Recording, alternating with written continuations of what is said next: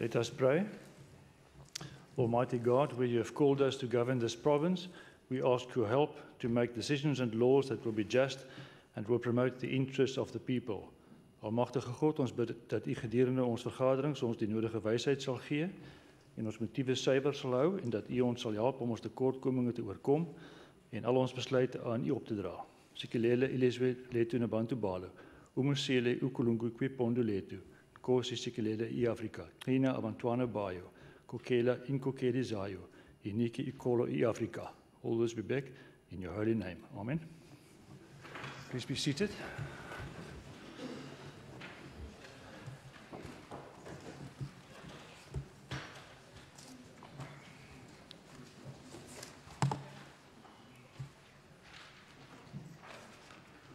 I see the Chief Whip. Deputy Speaker, that notwithstanding Rule 198, precedence be given to the subject for discussion. Okay. I take it there's no objection to that. No objection agreed to. Honourable Janchi. Do you know where the Speaker is?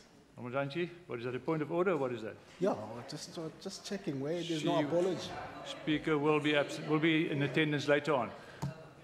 There's no objection to the motion being given precedence. We will then start with the motion in the name of the Honourable Kivedu. And I see the Honourable Kivedu. Thank you, Deputy Speaker.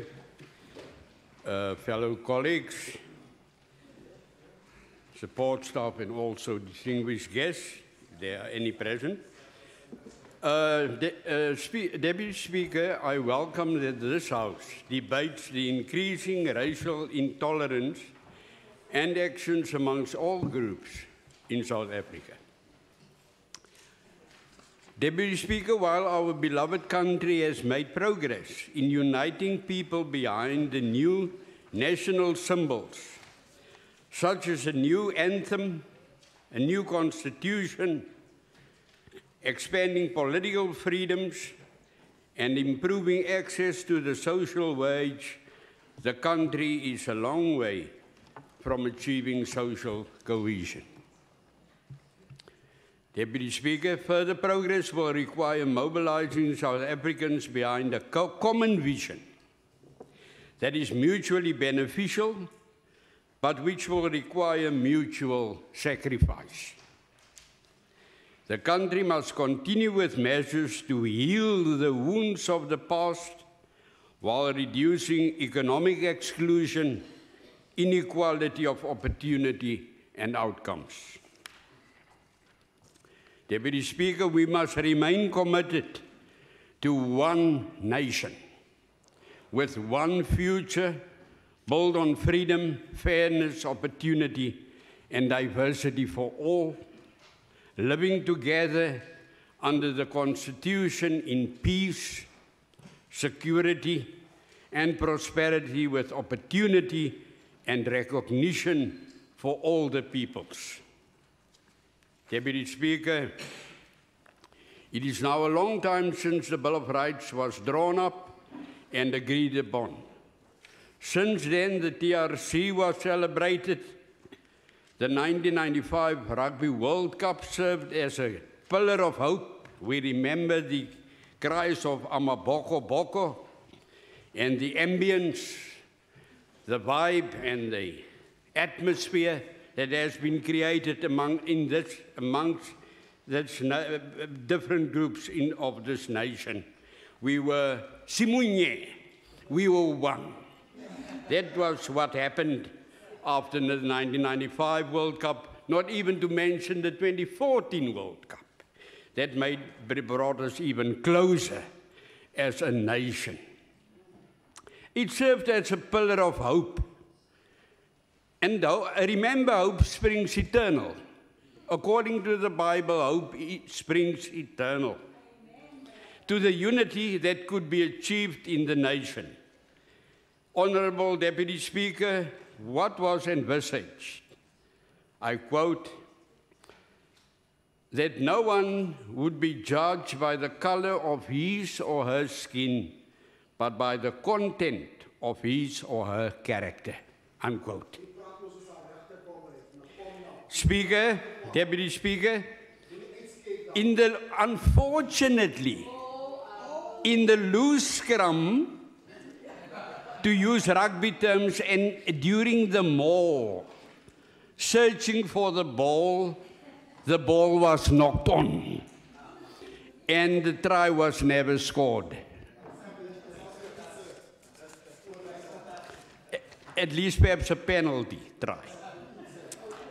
Since those times, Deputy Speaker, we have seen the national project been left to a situation of what we can describe now as unfinished business, as a challenge to go back to and complete, and that is what is our main task. Dit is onze kernkritiese besigheid om die onvoltooide sake te loop voltooi. We are still in desperate need of nation building and social cohesion. Honourable Deputy Speaker, entitlement, party political animosity, somtyds knor ons mekaar soos Rottweilers aan die kele, and there's friction, exclusivity rather than inclusivity. And sometimes, most of the times, let us be honest today also, it is unnecessary. That people in one country, as a nation, get so divisive in terms of ideology or party political allegiance or whatever the case may be, that we are driven apart instead of cohesion. Deputy Speaker, Honourable Deputy Speaker, instead of we, the jargon became us and them. It's not in my dictionary. Us and them instead of we. Race has become the framework of reference, and we have had to revert to ticking the boxes again. And dit is so moeisaam, die aftik van die boksies. Honourable Deputy Speaker, I'm speaking to all of us as we are part of one nation, as we are sitting here or standing here or whatever. The DA continues to fight. Now I'm getting to the DA. Listen carefully, Honourable Janji. The DA continues to fight for a non-racialized society guided by a clear vision. Order. Agbare member, jou tyd is amper verstreke.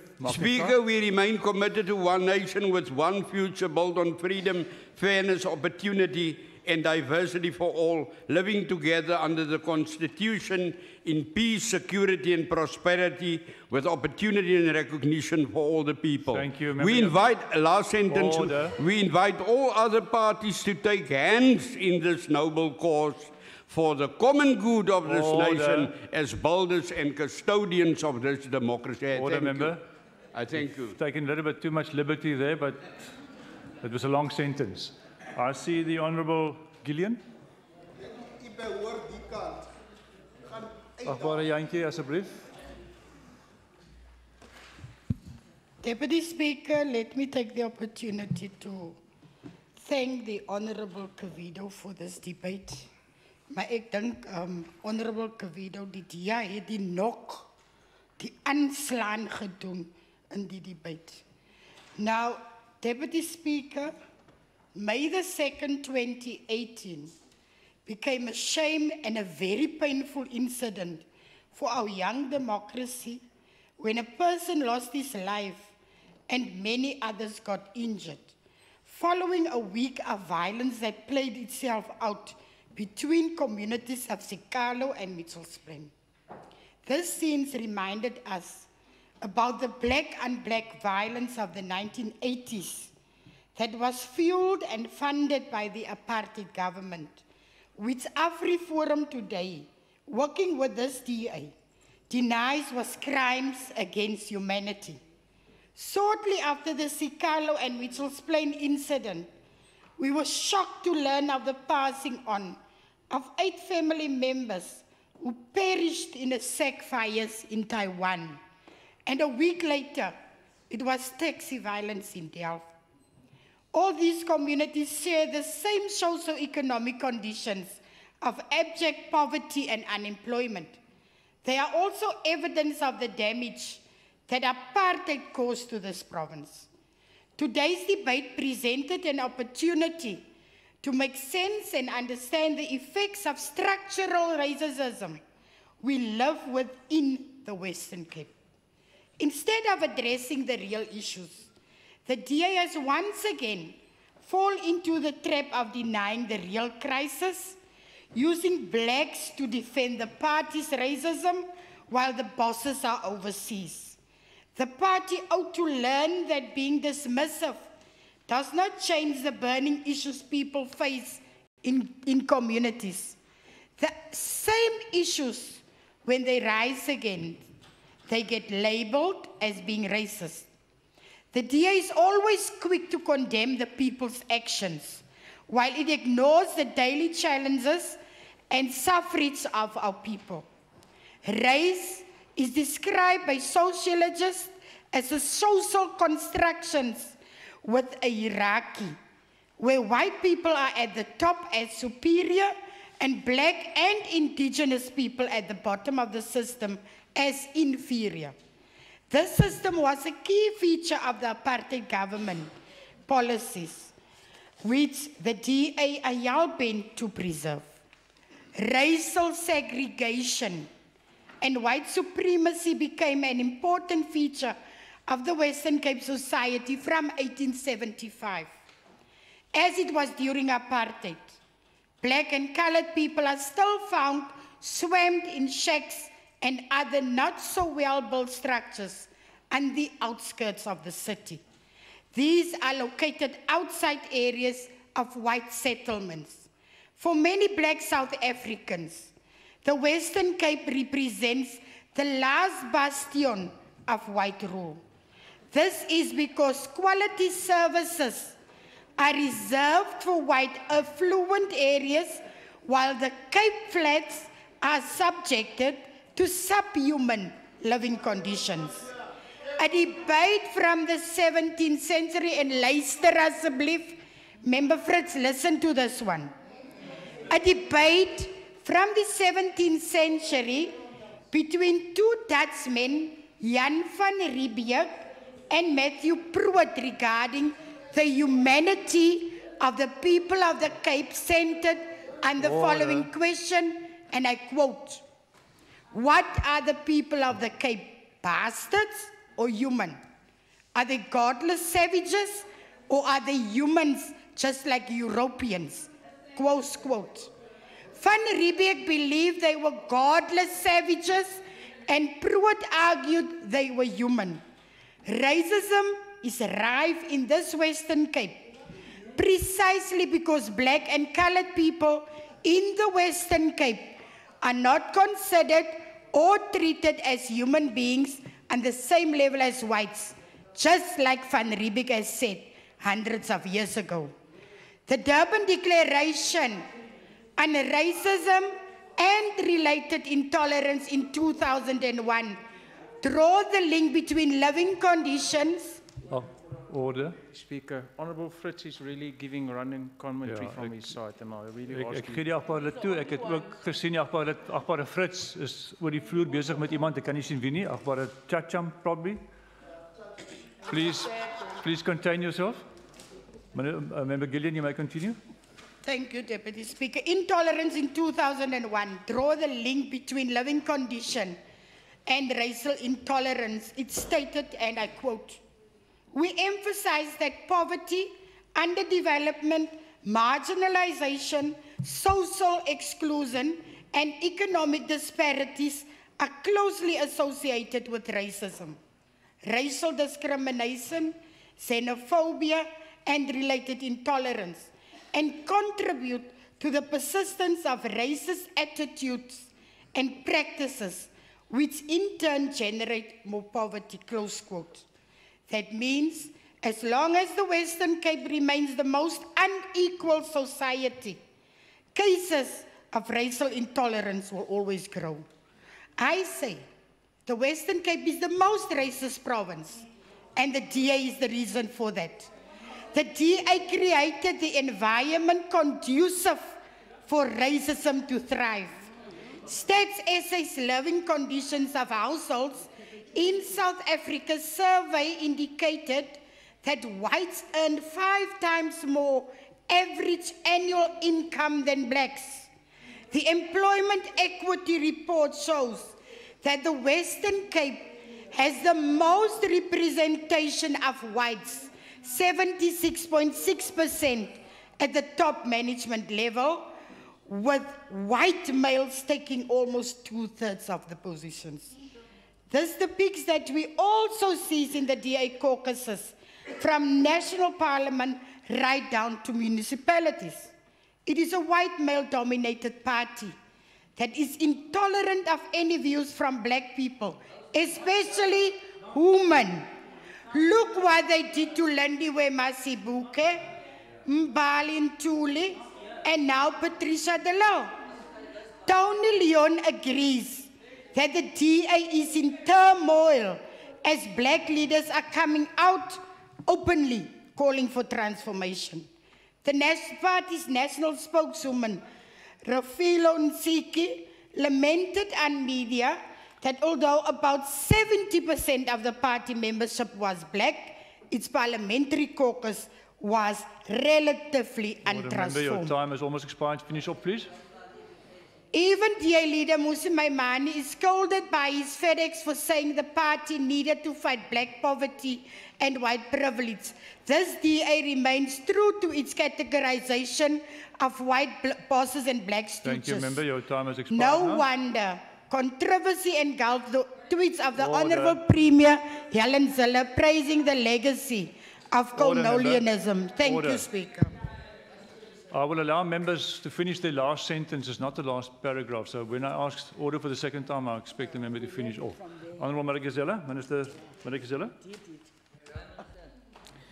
Thank you very much, Deputy Speaker. Deputy Speaker, I was hoping that this debate will assist us to come up with suggestions to deal with this problem, not to perpetuate it. Order. Now, unfortunately, what I've heard from this side, from that side, will not assist us to deal with this problem. And there is this notion from that side that perpetuating racism in South Africa will assist us to get them more votes. In fact, the evidence points to the contrary. Now, the sad reality in South Africa is that the poorest people, who are mainly black, are under exclusively black governments. And that's the reality in South Africa. Now, let me start by thanking my mentor, Basil Kivito, Member Kivito, for allowing us to debate this matter, which is a very serious one. And again, with the hope of really coming up with suggestions to deal with the problem instead of perpetuating it. I certainly hope that we will be mature enough as the members of this House to deal with this problem and not perpetuate it, as I said. For us to do that, Deputy Speaker, we need to be honest about the cause of this problem, acknowledge our shortcomings, and make sound suggestions on how to deal with it. Deputy Speaker, it is undeniable fact that racial intolerance in South Africa is perpetuated by widening gaps of inequalities. And I want to agree with some of the points, especially when it comes to inequalities that were made by the member that side. Because the reality in South Africa currently, the realities in South Africa currently is that in South Africa, we have 30.4 million South Africans who are living below poverty lines. Just 1 second, Minister. Honourable Gillian, you've made your point. You can continue now. Leaving it now? Member, you may continue. The unemployment rate, if you include those who have lost hope in looking for a job, is almost 40% in South Africa. The economy is not growing because many investors have lost confidence in South Africa. Now, if the economy is not growing, it means those people have no prospect of finding a job. Now, these are realities that we are facing in South Africa. And if you have those realities, Deputy Speaker, it's very, very difficult then to talk about race relations, because it is a fact that the majority of people who are affected by these realities are mainly black. Most of those affected by this reality, as I said, are predominantly black, colored, and Indian because of our history. It would therefore be disingenuous for anyone to deny that we have racial and structural inequalities in South Africa because of our history. That's why you have Mamelodi and Menlyn, that's why you have Umhlanga and Umlazi, that is why you have Bonteville and Bantry Bay. These areas were designed for different race groups by a system that deliberately advantaged one race over another. But it is equally true, Mr. Deputy Speaker, that our current government has done very little to transform our economy in order to change this situation. Instead, the situation is becoming worse. So the picture I've just painted is a result of government failures, both present and the past. Deputy Speaker, we must take responsibility of all these failures and own up. Instead of doing that, we have seen some political opportunists playing the race card in order to divert the attention of the current government failures. For South Africa to truly reconcile and live in harmony, all of us, black and white, must put shoulder to the wheel and address these challenges. Blaming each other, Deputy Speaker, and playing the race card is not going to solve these problems. Instead, we will soon wake up in a country in ruins, and all of us here will be losers. When we adopted our constitution in 1996, we acknowledged this fact as clearly articulated by our preamble, and I want to quote, "We, the people of South Africa, recognize the injustices of our past. We honor those who suffered for justice and freedom in our land, respect those who worked hard to build and develop our country, and believe in South Africa, and believe that South Africa belongs to all who live in it, united in our diversity," unquote. Subsequent to that, Deputy Speaker, we set up a Truth and Reconciliation Commission in order to come clean about what happened in the past in order to move forward. There's currently a call from many South Africans who want to see justice after forgiveness. And for us to serve that justice must be ensuring that our constitution works for everyone, not just for those who have deep pockets. Freedom Day, Workers' Day, Youth Day, Women's Day, Reconciliation Day means nothing to many South Africans because their economic situation is still the same as it was before 1994. Our political differences must be about fighting for these marginalized South Africans. They must be about seeking solutions to their plight rather than our own personal and petty political agendas. Deputy Speaker, in this parliament, as we have witnessed now, I have seen many debates, scuffles, and fights that have nothing to do with this bigger picture. That is why it is very, very important that all of us here must understand these realities and debate instead the things that we need to do to address them. Deputy Speaker, I just want to tell this short story. Now, yesterday, I took my son to watch Barcelona and Sundowns to celebrate his 18th birthday. Now, on the plane, I heard a lot of noise from a number of young girls, mainly white. I didn't pay much attention. When we were disembarking, I saw them gathered outside screaming. When I looked around, I discovered that this excitement was because they were seeing their hip-hop idol. And the name of that idol is Questa. You know what that said to me, Mr. Deputy Speaker? It actually reminded me of the quote that is in Mandela's book, Long Walk to Freedom. When Mandela said in that book, and I quote, No one is born hating another person because of the color of his skin, or his background, or his religion. People must learn to hate, and if they can learn to hate, they can be taught to love. For love comes more naturally to the human heart than its opposite. And close quote.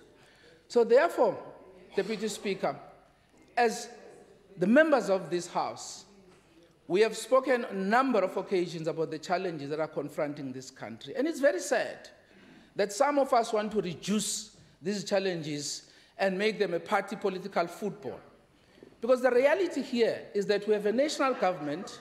This is not a laughing matter, actually. Order. It's not a laughing matter. Just finish off your time.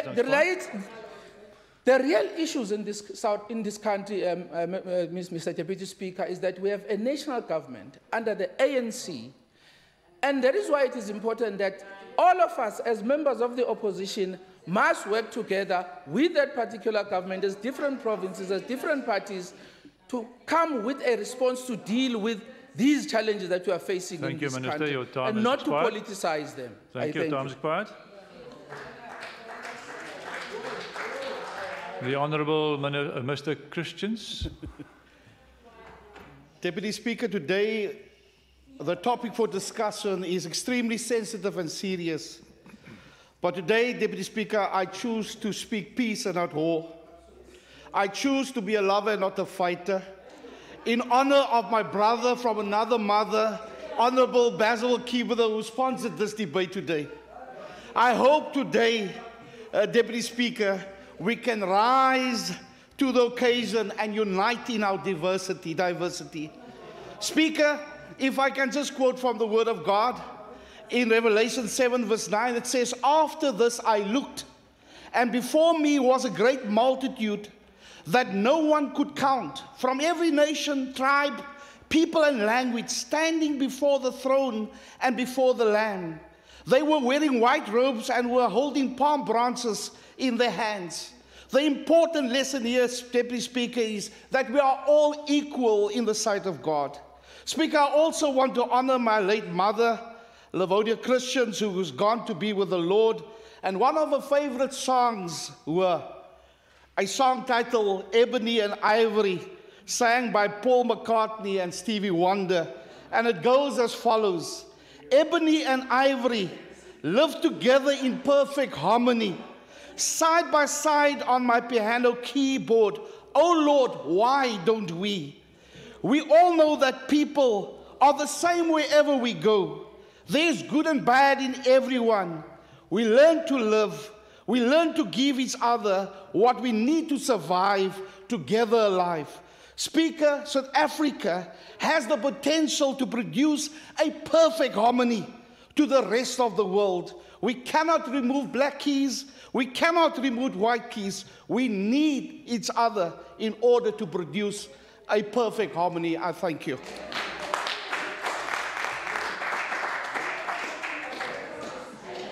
Order. The Honourable Wiley. Order. Order. Thank you, Deputy Speaker.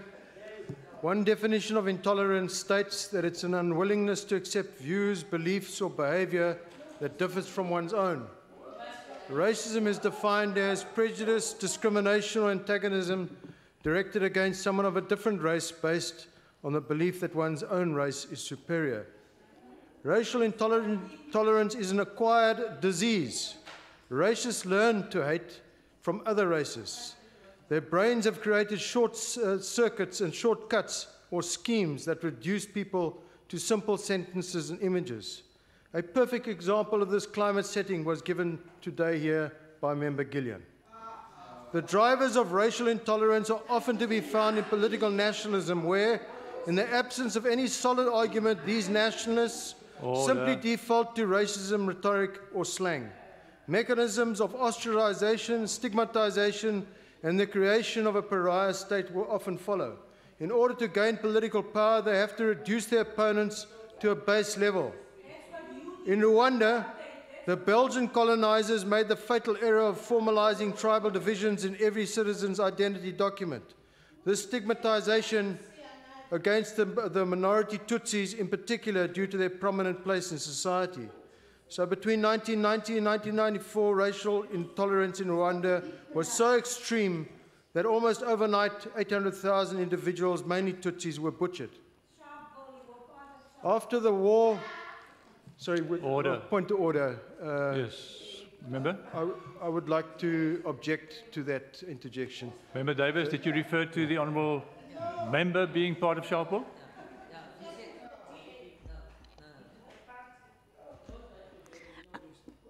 Sit down. You Honourable don't need Davis, to I'm speak for listening. me. Please speak to the chair. What I was asking... Whether your reference referred to an individual of this No, house? I'm saying they were part of Sharpeville. I'm not speaking to anyone. I'm just speaking in general. I have to take your word for that, but that's not the way that I thought it came out. Honourable Joseph? Yeah, thank you, Deputy Speaker. The exact words, you were part of Sharpeville. That's the exact words. Order. No, I've dealt with that point. The member Wiley can continue. In Germany in the early 1930s, the country was ripe for political exploitation. The country was crippled by reparations following the First World War, and the World Economic Depression drove it down further. Even enter Hitler with his nationalistic hysteria. By 1936, he had captured power from the Reichstag, and the first thing he did was to lock up his political opponents, communists, and objecting clergy. In the minds of many, this was acceptable because the Nazi Party had created the climate, just like they have on the other side there, that these opponents were the ones preventing Germany from getting to its feet again. Shortly thereafter, the Nazis targeted the Jews and the policy of extermination began. 6 million perished. In South Africa, we too have had every reason to expect a similar path of destruction. The system of codified apartheid and separate development were all the hallmarks of a potential repeat of what happened in Rwanda and Germany. However, the powers that be at the time followed a different route, one of reality and pragmatism. We were blessed with leaders of exceptional ability and vision, led in main by the magnetism and charisma of Mr. Nelson Mandela. Following our democratic election in 1994, the Constitution was born in 1997. Human rights formed a cornerstone of this document, which was equality, human dignity, life, protection from slavery, servitude, and the like. We all know the Constitution well. The right to citizenship, property, housing, and education. Mr. Mandela used symbols like the 1995 World Cup, as my colleague has already... Order. Order. Just like the Honourable Gillian had the benefit of silence in the House when she spoke, I will afford the member the same silence. Please continue, member. Deputy Speaker, it's this sort of attitude of trying to shut up another point of view. When I say that Mr. Mandela used symbols like the 1995 World Rugby Cup, and it gets an outcry from the other side, is indicative of the intolerance of the other side, hosted and won by South Africa to unify the country. In beating New Zealand, we had an undoubtedly unifying effect in our country because for the first time in our country, neighbours of all colours celebrated and danced in the streets. Since Madiba, however, the Mandela era, the ANC promises have gone unfulfilled, and I could list a whole host of examples from where no youth subsidy, job creation, no adequate teachers in classrooms, pit toilets, inadequate hospitalization, a whole host of things. What has replaced it has been a constant stream of racist rhetoric, mainly aimed at the DA and whites in general. I'm being a white. The theme of that is that the DA is white, racist party, and all its members are either racist and its black members are either stooges or sellouts. And here is an example of what the ANC says.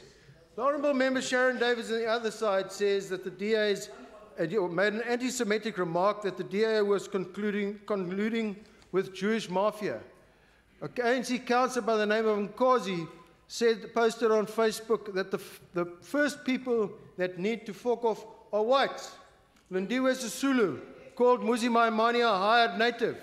Lulu Singwana, who was also an ANC minister at the time, said young Afrikaner men are brought up in Calvinist religion, believing that they own woman, they own the child, and they own everything, and therefore they can take life if they want.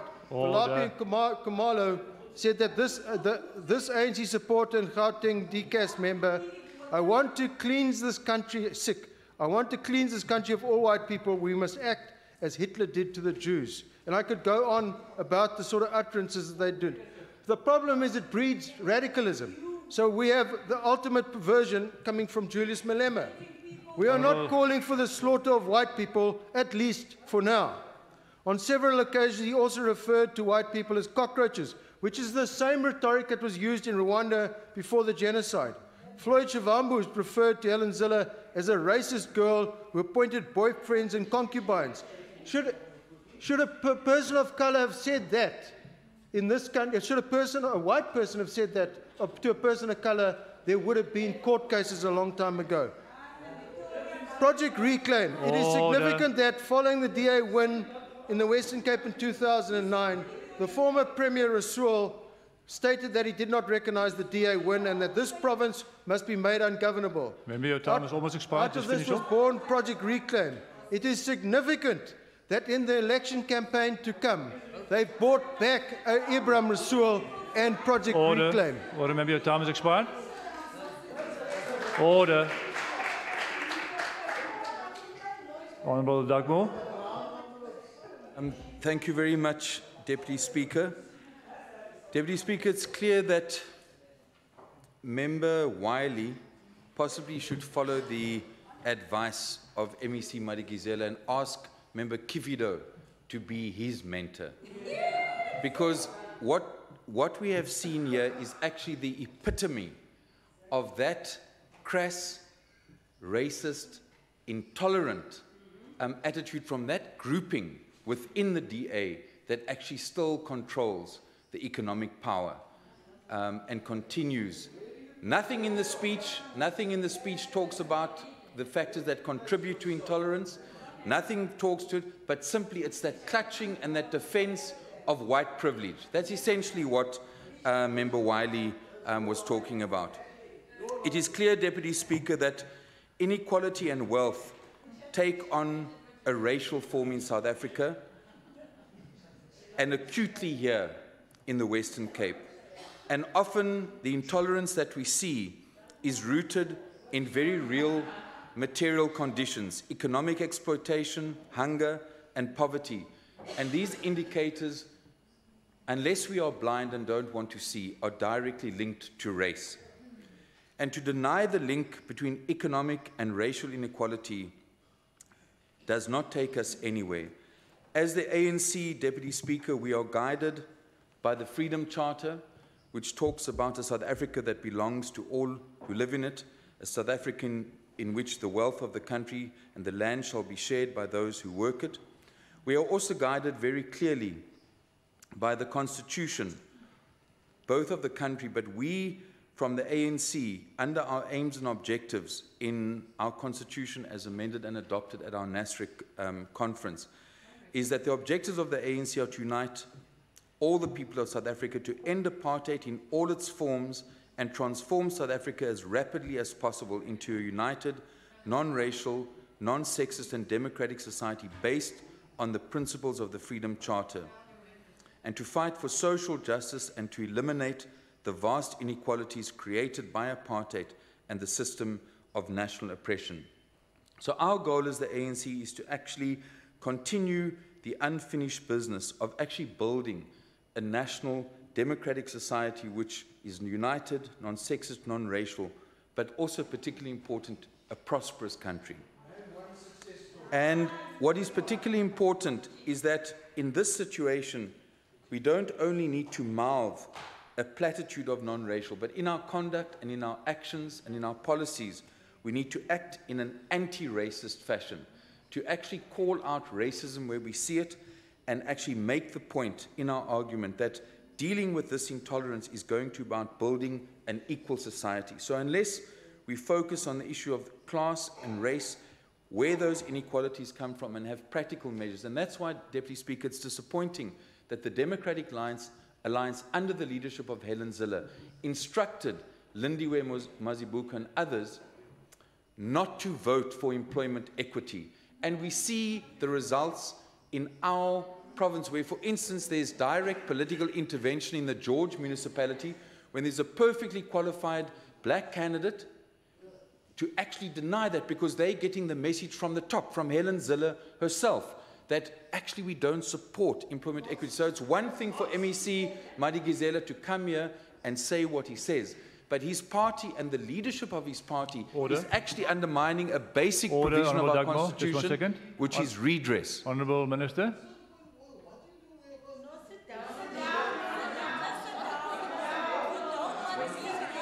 Order, member. Order. I could not hear the members. Is the point of order? He's lying. He's deliberately misinterpreting Member, a position. speak to your mic. I can't hear you. He's deliberately misinterpreting a position.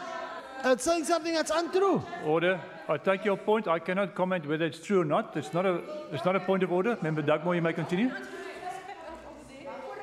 Honourable Dugmore, you may continue. Deputy Speaker, when you have a Premier of the province who in 1999, as per Hansard, made a comment to say that I have been in some of the portfolio committees and I can see what a drain token representatives are on the public purse. Which women are there because they add real value and which are there to fill the ANC quotas. They take up space there, earn a salary, eat a big lunch, pack in some patkos and drive off in a C-class Mercedes. Now it's clear that this was referring to mostly black ANC women MPs. It's a shocking disgrace that the Premier of this province, who actually fuels intolerance by her quotes in support of aspects of colonialism, her insulting essentially of black women MPs, that she's not here to actually participate in this debate. And I think that is a major problem. And the fact that from the top, she is not leading a constitutional imperative for redress, that in regard to redress, black people generally, African, coloureds and Indians, disabled people and women should be the beneficiaries. But when the leader, and let's face it, she is effectively the leader, not only of the Western Cape, but still the DA nationally. When she sends a message out, no, not because she's one, she's controlling things. It's got nothing, but that is the reality. So when she, as the first, when she, as the first citizen of the Western Cape, Minister, 1 second. Honourable when Gillian. she, as the first citizen of, Honourable Dugmore, behind you is somebody on the floor. Oh, sorry. Deputy Speaker, it is really unacceptable if a chief whip and an MEC hulle hou nie oppie terwyl iemand op die vloer is, the highest order from that side. Honourable Gillian, the chair will keep the order. There was no different.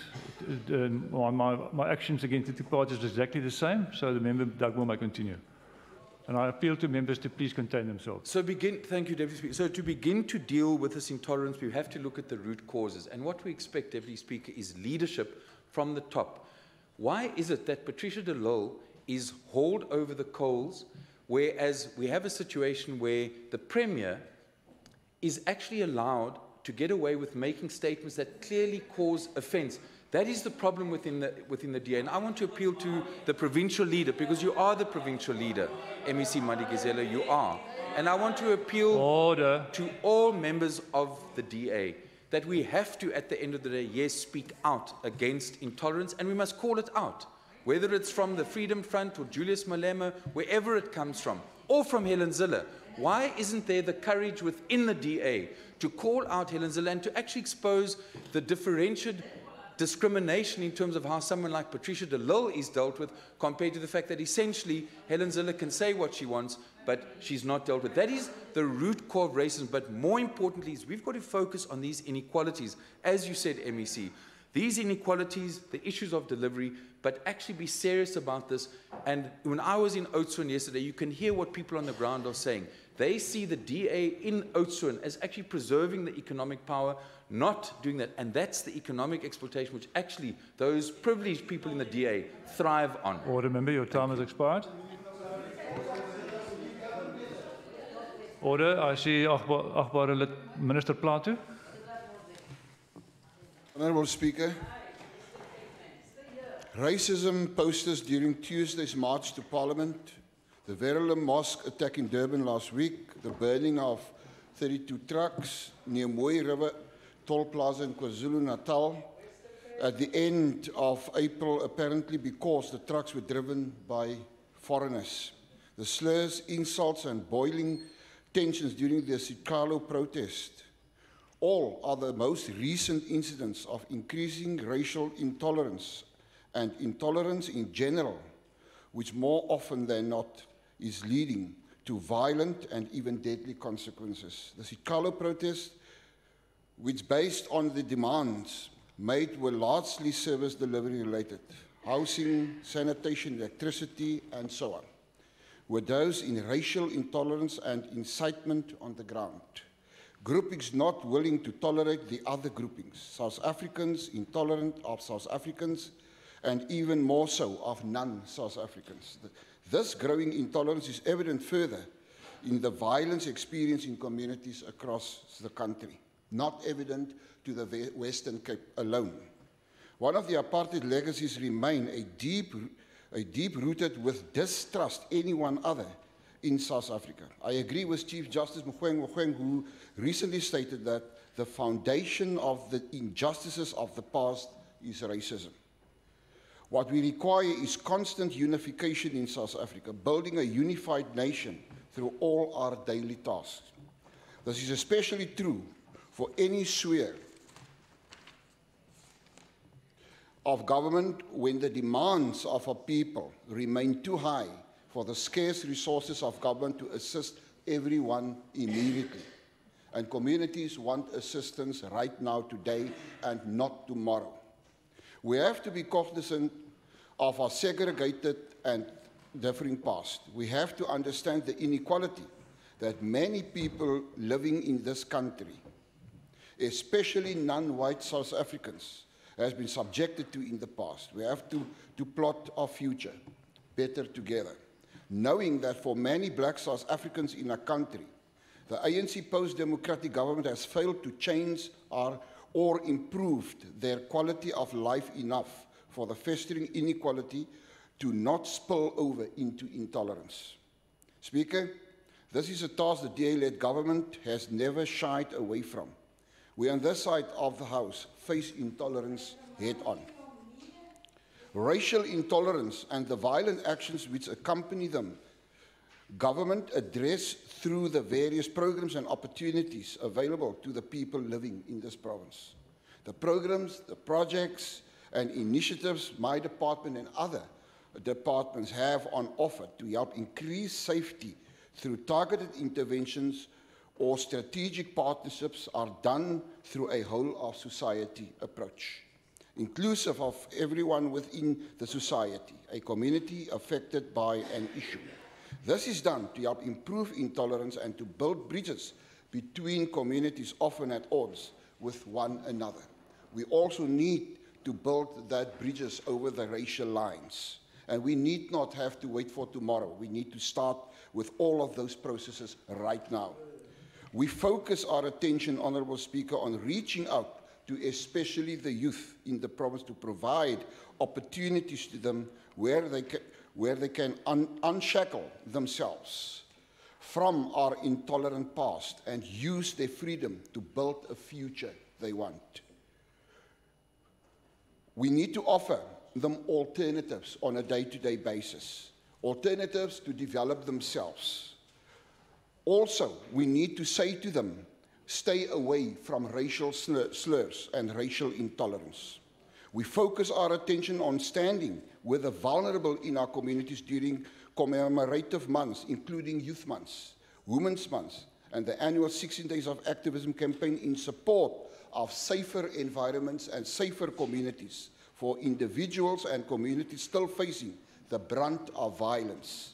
The South African Police, as the mandated authority to uphold the Constitution, to uphold law and order, to uphold our human rights in the process, and to protect all within the Republic. We need an effective and efficient police service who serves our communities diligently, without fear or favor, and with sufficient resources to go about their duties.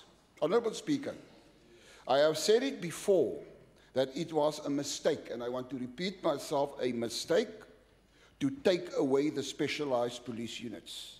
It was a mistake to stop using police reservists. This, for instance, has caused a situation where crime is spiraling out of control in our communities. Gangs, drugs, and guns becoming a part of the daily lives of even our youth.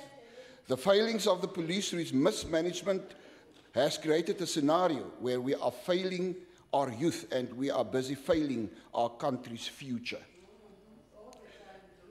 We have to be cognizant of the segregated and differing past. We have to understand the inequality that many people living in this country.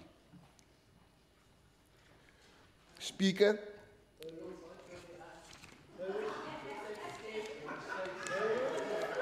my apologies, Speaker. The adequate resourcing of SAPs would allow the police to adequately deal with service delivery protest as and when it arises, without it escalating due to bubbling intolerance and violence under the guise of service delivery protest. This level of lawlessness and accompanying violence is not an anomaly. What is fueling the intolerance and violence, Speaker, is the ANC government's failure to turn the tide on corruption and criminality within its own ranks. Intolerance is bred through inequality. It does not have to take a racial undertone, but it suits the ANC's fear-mongering narrative that a minority within the country is to blame for its own failures as a government. Just like it suits the ANC that a war is raged in our communities on a daily basis at the hands of gangsters, drug lords, and through the rampant availability of guns. Yet, former President Zuma meets with gangsters and promises them tax exemptions to keep the province ungovernable. Order. It suits the ANC that police guns are being sold to these gangsters and smuggled to the Cape underworld under their watch. Speaker, it suits the ANC that top police generals and brigadiers are in cahoots with organized crime, even found guilty of corruption. It suits the ANC. Is on the increase. It is a historical concern, devoid of context, devoid of historical conditions. And I'm going to demonstrate that. Let me first invite the members to the recollection of historical facts and current challenges. And I'm going to invite him to be with me. Do you remember the triple challenges of race, of class, of gender in this country? Our struggle was always informed by that. In 1998, 20 years ago, President Thabo Mbeki spoke of and introduced what he then called existence of two nations within one.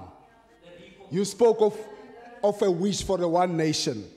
He said this notion of two nations is as old as the arrival of the European colonies in our country over 350 years ago.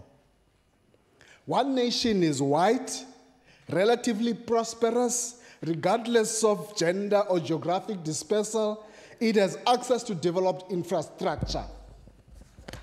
The other is black and poor, with the worst affected being women in rural areas. This nation lives under conditions that are grossly underdeveloped. This remains our problem today as it was 20 years ago. In the NDP, very recently, we have continued the theme of triple challenges. When we spoke of poverty, of inequality, of unemployment. And if you take all of those three, the issue of race is integral in all of those. And therefore, your concern that it is increasing today is ahistorical. You misplaced. It's not a discussion that we must have. Our mission is guided by the National Democratic Revolution, has always been the building of a national democratic society. That is a project that goes beyond reconciliation. For 28 years, and this is where you're speaking about Yossi Munye. For 28 years, we're a rainbow nation in form and not in content and practice. All we're doing is to have colors, whites, blacks, a rainbow nation in form, not in content and practice. Society is challenging us to do something about that. You know, when students start a struggle of Rose Must Fall, it is not racial intolerance. They are dealing with historical facts in this country that are there for over 350 years ago. So I really want to invite you that I think we must be on the same slate on this particular issue, because if we continue in that debate of yours, we then are going to be missing the major issues. Some have hidden racial prejudice for 28 years. Have we made progress in 28 years? Yes, but not much. And Thabo Mbeki continues. Our country continues to be distinguished by the racial divisions and gender discrimination we inherited in the past. The perpetuation of the apartheid legacy of racial and gender inequality, division, and oppression constitutes the greatest threat to the democratic order. It is not some individual who's raising racial issues. It is the system, because our struggle was never about the whiteness of somebody. Our struggle was about this system, which creates these kind of issues. It's a pity he's gone, because I wanted to answer what he wanted to hear, Madigizela, as well as Member Wiley, as to what is it that we are offering. Let me start in German, Member Wiley. In German, West German helped East German in the unification, and they introduced what is called solidarity tax. Because West German was very rich in order to uplift East German. So you went to Germany, but you were very convenient about what you quote about Germany. You needed to conclude and say, this is where we failed, because 20 years ago, Thabo Mbeki put that on the table, that what are you doing as rich people of this country, as Germans did for East Germany when they did the unification. Secondly, he's upset and tell him, Madigizela, I wanted us to know what must be done. We are saying, you need to end the poverty that dehumanizes millions in our province. For as long as you don't do that, as you have Isikalo, Marikana, you are not going to be solving racial intolerance. That's what you must do. You must build, as he said correctly, we must build a shared future and destiny for us to deal with these issues. We must create material conditions that lift the poor out of the trappings of abject poverty. For as long as we don't do that, you are going to come back 20 years, Member Kivido, and think that racial intolerance is increasing when we are not attending to the root causes of where we are today. That is the real issue. That's what we must be debating about, not about what police must do, who must be jailed. It must be us attending to these issues.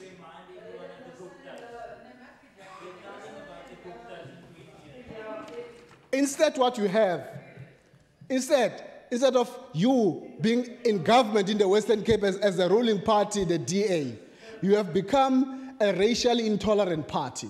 There are very clear examples about that. Very clear examples. And I'm taking you through. The DA, Tony Leon in 2000 chased Peter Murray out.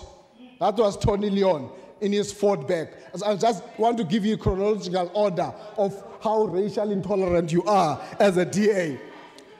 They are repeating the same thing today. J.P. Smith is attempting to chase Patricia de Lille out in the same way as Tony Leon did to Peter Murray. It's just the DA, nobody else. And yet, hilarious, and in turn, you support apartheid Israel. On order. That's what you do. Order. Remember, your time is expired. You can type one. Thank you. Thank you. The Honourable Nkosela. Order. Thank you, Honourable Deputy Speaker. Honourable Deputy Speaker, I want to thank Honourable Kiveto for sponsoring this debate. This is a debate that we should all have and embrace and be able to stand up and confront racism with the ugliest head that it rears in the midst of our developing country.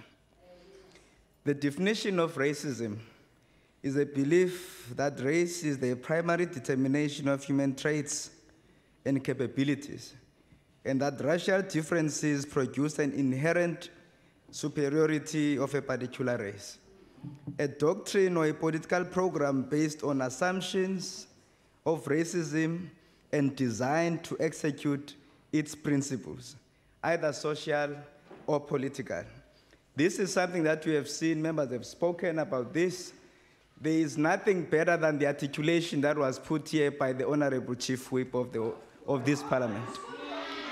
And there's nothing that is better than the articulation that was expressed here by Honorable Matigizela in expressing to this House that, in fact, all of us must stand together, including the ANC, to defeat this crime and this venom of racism. But what has not happened, Honorable Deputy Speaker, is that we're the opposition here that is an opportunity to join us in this campaign.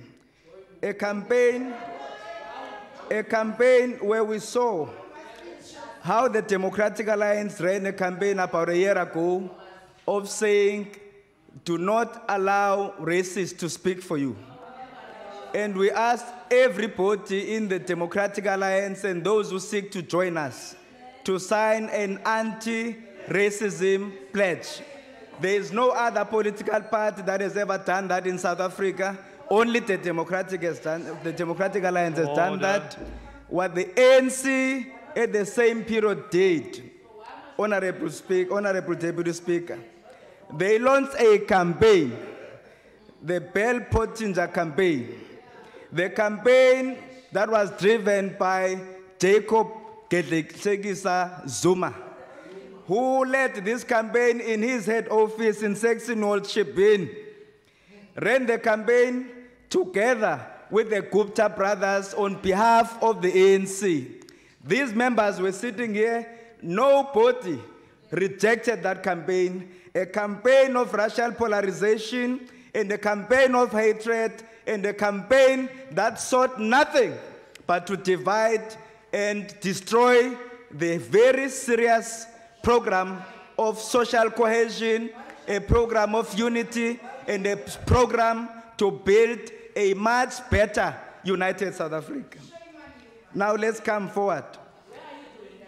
Honorable Gillon stands up and she says, Siqalo was our program, it was designed by us. Side seat death of 8 people was designed by us. Let me just tell you this. When this death in Side C occurred, what happened there, the person whose house was burnt, the brother was saying that day, the neighbor was fighting with his sister, and the neighbor happened to be a man. And ultimately, they burnt that house and 8 people died. Honorable Fritz, we've got a problem in the ANC. When every woman in this country is sleeping not knowing whether the husband is going to murder her, whether the boyfriend will strangle her, the ANC says it is okay. It is okay, people must die in the hands of the men who don't want to respect the rights of women. Because inside C, we have got to go there and drive a campaign that says we will not allow men to kill women and destroy young girls. But the ANC says it's okay, you must do it because the DA is doing it. Where was the DA when that thing was happening there? You've got to be very serious. Order. The DA is a government and the ANC must be responsible as leaders. Now, when we had a debate here on the 3rd of May, Honorable Deputy Speaker, Honorable David said, Honorable Schaefer, Beverly Schaefer, has no right to speak or move a motion here because she's white. That's the ANC that we have. The ANC that believes that if you're white, don't speak here. If you're white, you have no right to stand here. According to the ANC, according to the ANC, Honorable Dagmo should not be sitting there. Order, member. Honorable, Order. Honorable A should not be sitting Honorable here. Kasela. Order. Honorable Chacham. Sorry, Deputy Speaker, can you rule on that? Because he knows that that was never said here. Where Order. is he taking? So I'm asking you. I hear what you're saying. Accusing a member here. Order. I cannot vouch for the truth or not of that. It's not an unparliamentary expression, so the member can continue. You can deal with that in a different way as a debating point. Thank you, Honorable Deputy Speaker. Order, Honorable Chacham. Did you hear me? Yes, I heard you. So I want to, from you, Deputy Speaker. So are you saying that it's fine that members can say that to No, I did not say that. Because that's Order. the premise that we are setting. Order. I said it's not for the chair to determine whether something which is said in the House is true or not. The chair is not in a position to know that. That is something that you can counter in a debating point. It was not unparliamentary what he said, so you may continue with what he's saying. Remember, you may continue. Honourable Gilliam. Thank you, Honorable Deputy Speaker. Order, just 1 second. Member, there's another point of order. Deputy Speaker, on many occasions in this House, points of orders are raised against members casting aspersions on another member in this House. According to my knowledge, what the member was just doing is to cast aspersions on Member Davids in implying that she in this House was racist. And I'm asking you, please, Deputy Speaker, I to hear what rule you're on saying, this. Member Gillian. I'll have a look at the Hansard. I did not pick it up when it was said, but I want us to continue. Honourable Dugmore. This debate is about tolerance. And we've just had Honourable Member Kasela making an allegation that this House, that this side of the House is not going to tolerate Honourable Schaefer from speaking. Doesn't that reflect absolute intolerance and actually goes against the spirit and the conventions in this House when that party is bringing a debate about tolerance? Order, Honourable Dugmore. I'm not going to express myself on that. It's not it's a point of order, but it's not something that I can rule on immediately. If it's necessary, I will come back to that. But I want the member to continue. Honourable Kasela, you may continue. Thank you, Honorable Deputy Speaker. I think, Honorable Deputy Speaker, this is an attempt to derail me, but I remain focused. The DA is the only party in this country that preaches non-racialism, that preaches togetherness, and the only party that practices. If you look this side, you see South Africa. Look that side, what do you see? And if it was according to the ANC... Order. Honourable Davids, you're giving a running time. commentary now. Honourable Makaleni, the same applies to you. I'm hearing a running commentary from your side now. Allow the member to please continue. He's almost done with his speech. You had... On the 13th of September 2012, whilst responding to a question in Parliament, the former President Jacob Zuma said to mainly white people that he was pointing to, he said, all of you white here. And in fact, he said this, we have more rights as the majority, pointing to the ANC, and that we have less rights, and in fact, no rights, pointing to the minority. We have got here the ANC that preaches division. Go to the hand side on the 13th of September in Parliament. And he tried to spin it the next day because he thought it was not cozy. But it was too late because hand side has... Just take your seat. Honourable Veerwinkel. Speaker, that's a deliberate distortion and out of context quote of a statement that was made. The President may have said that, but in what context did he say that? Order. That's also not a point of order, but it's a point for debate if you want to counter that. Order. Member Makasele, you may continue. That's the point for debate, Honourable Deputy Speaker. Go to the Hansard of the 13th of September 2012 in the National Assembly. I was a member there. You were not there. You were not there.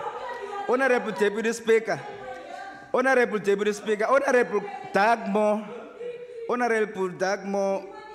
had an opportunity here to speak, but he said nothing.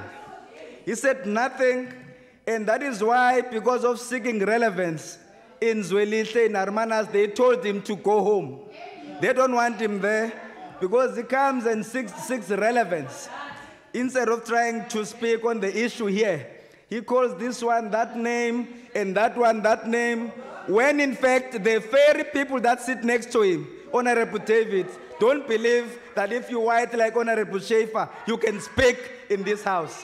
We will defend you, Honorable Dagmo. We'll protect your rights. We'll stand with you and Honorable Ace and all of you, because we believe that this parliament is for everybody and this country is for all people. That is why the Democratic lives. The Democratic Alliance will lead this country, because in our time, we can only be free and safe under a Democratic Alliance government. Thank you very much. Order. Order, order, order. That concludes the debate on this subject. We will now move on to interpellations. Order. Honourable Beerwinkel, order means for everybody. We move on to interpellations. The first one is Honourable Nana to Minister Grant. I see Minister Grant. Deputy Speaker, and thank you to the Honourable Member for the mini-debate. The ongoing national drivers' strike has had a severe and disruptive impact on both the Cape Metropolitan Functional Region and the George Municipality. Members will know that the industrial action commenced on the 18th of April and was successfully resolved only 27 days later on the 14th of May. While some of the services involved were able to restart on the 15th of May, others took longer. Some cases, even those delivering services from 15th of May, took a few days to deliver their full timetable. Deputy Speaker, the nature of disruption during a public transport strike is immediate in terms of its impact on all the commuters involved: workers, students, learners, and even those members of society needing access to transport to go about their normal lives. However, determination of the full impact of such a withdrawal of transport facilities on the overall economy requires time and careful analysis. Given that working commuters are drawn from economic sectors across the board and that lateness and absenteeism have varying impacts in these different economic sectors, economists are reluctant to make estimations until more data becomes available over time. One media source has, however, reported an academic transport economist as putting the loss to the economy nationally at more than 500 million rand a week. Cape Town Chamber of Commerce confirmed that the true impact will emerge only later, and also expressed concern about the above-inflation increases. In Cape Town, bus commuters, the broader transport network and the economy have come under great pressure. The strike added to Cape Town's existing transport challenges, which include the poor performance of Metro Rail.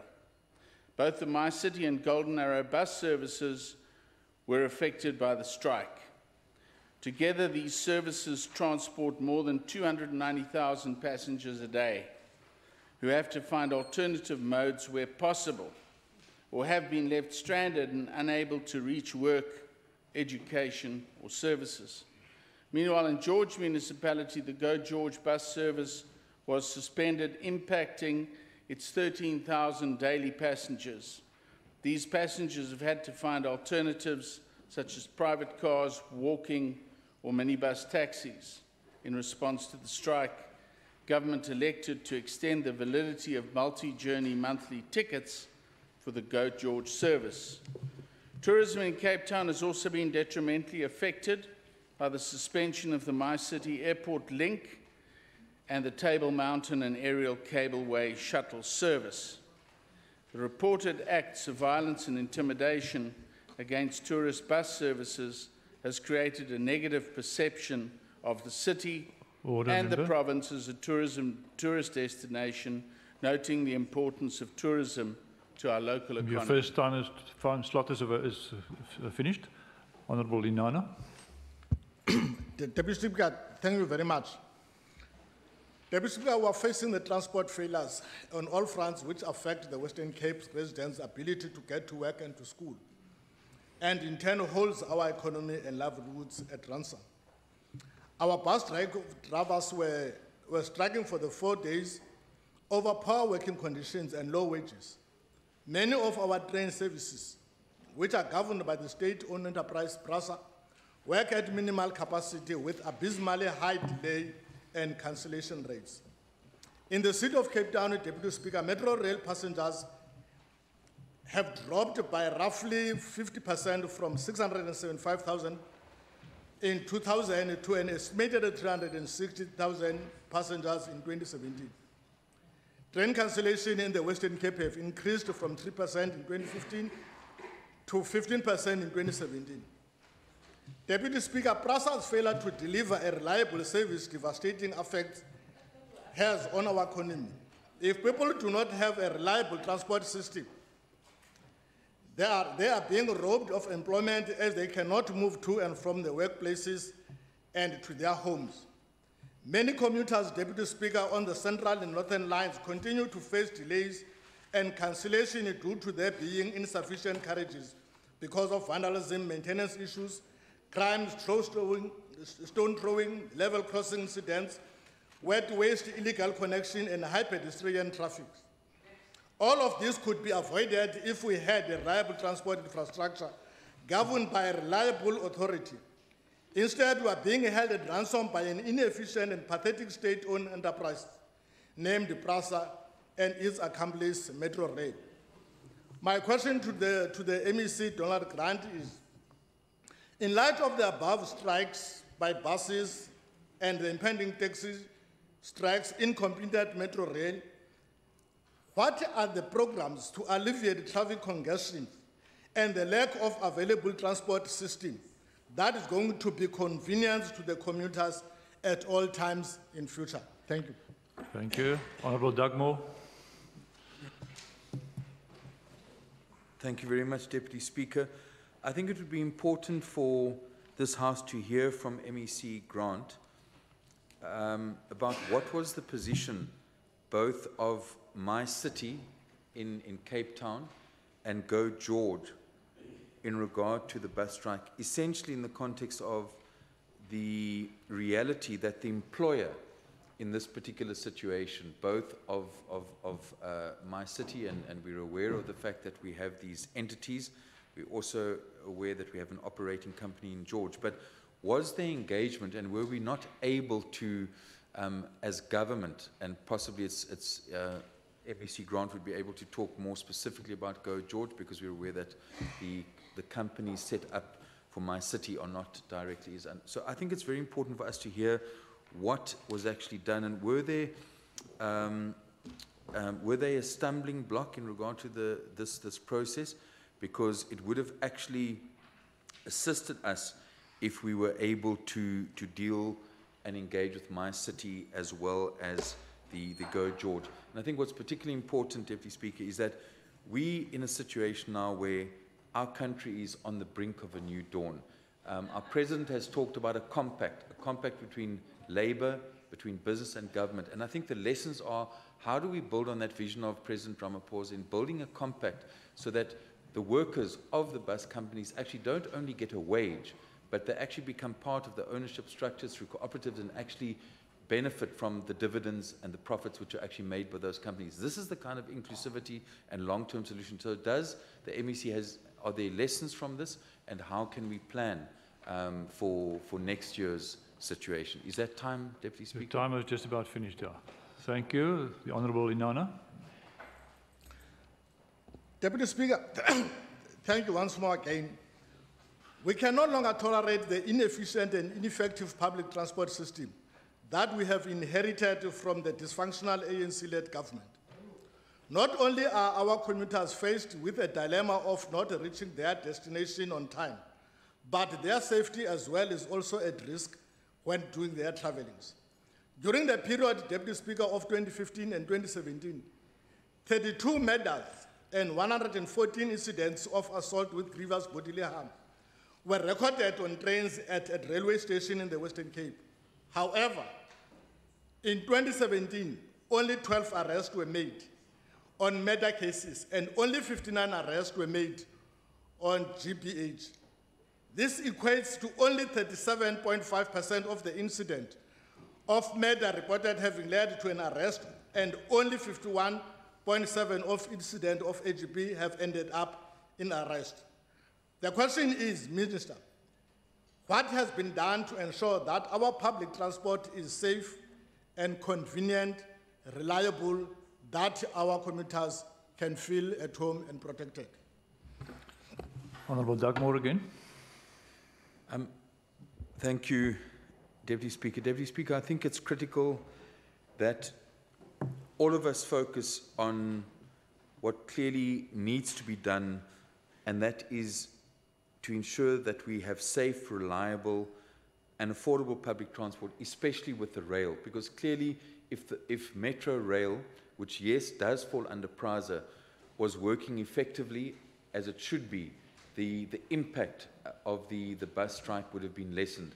But I think it's absolutely critical that the chairperson of the Standing Committee should actually try and follow what MEC Grant is trying to do in terms of this relationship, and that is to actually build a cooperative approach to solve this problem. I think one of the lessons going forward is how do we as a Standing Committee work with our colleagues in the National Assembly to actually invite the Minister to get a report on this process, because ultimately that is going to give more options, more affordable options. And we also know we're dealing with the reality that one of the key challenges is that taxis remain the only mass transport vehicle that are not being subsidized at the moment. And we cannot discuss this issue without also looking at taxis, at rural public transport, and strengthening and sorting out the issues at Metro Rail. Thank you, Member. Your time has expired. Honourable Inanna. Deputy Speaker, I just wanted to know how much of our economy was being affected by the bus strike, and the Minister, is there any alternative transport system that can be employed and used as the ones that are providing the services to our communities that are the dismal failure? Is there any alternative transport system that we can propose? Minister. Deputy Speaker, I wish I had half an hour to reply, because some of the questions are very relevant. But I just want to give context to this bus strike, which was the original topic for this interpellation. The strike continued for 27 days despite the intervention of various mediation bodies, the Minister of Labour and the Minister of Transport. And no, Honourable Dugmore, the handbrake did not come from either Go George bus operators or owners or from my city. Quite clearly this time the difference was the inability to reach a solution was found in the bargaining structures themselves. There were 5 unions represented, and all reports indicate that the bargaining positions adopted are on occasions driven by considerations of competition for members. This makes agreement difficult. Although the agreement of 3 of the unions would normally constitute formal acceptance of an offer from the employers, in these negotiations the unions entered into a pact which required that all 5 had to agree. On the employer side, there has to be agreement between both employer associations. The Commuter Bus Employers Association, consisting of 5 employers, and the SA Bus Employers Association, consisting of 38 employers. This in itself is not straightforward, as companies involved work with different contracting frameworks, some of which automatically absorbed increases in costs, such as remuneration and fuel, and others which do not. For the companies which do not, the only options are ultimately fare increases and a reliance on increases in the subsidies paid to them. Speaking in the final analysis, our responsibility has to be to the hundreds of thousands of commuters, the hard-working residents of Cape Town who have to manage their lives as workers, students, learners, and people wanting to get on with their lives. The situation also highlights the need to resolve the overall public transport challenges, starting with the rail network. I took this up with the National Minister on Tuesday, and in our MINMEC this morning, he has agreed to have a special MINMEC on public transport before the end of June.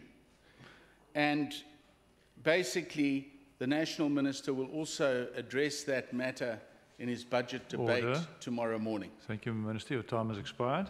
That also brings us to the end of the first interpellation. We move on to interpellation number 3. Honourable Olivier to Minister Schaefer. I see Minister Schaefer. Thank you, Deputy Speaker, and to Honourable Olivier. As I have stated on numerous occasions and in numerous fora, the Collaboration Schools pilot was initiated in September 2015 for the following reasons. Firstly, there are a number of schools that continue to underperform despite higher levels of support provided to them. Secondly, even new schools in poorer communities often struggle as they cannot afford additional resources that are needed to address socio-economic and academic issues, which can affect their education outcomes. We want the best opportunities for all our learners. Thirdly, quintile 1 and 2 schools receive higher levels of norms and standards funding. However, this is still insufficient to compete with fee-paying schools in the wealthier suburbs and within the constrained funding environment in which the department operates.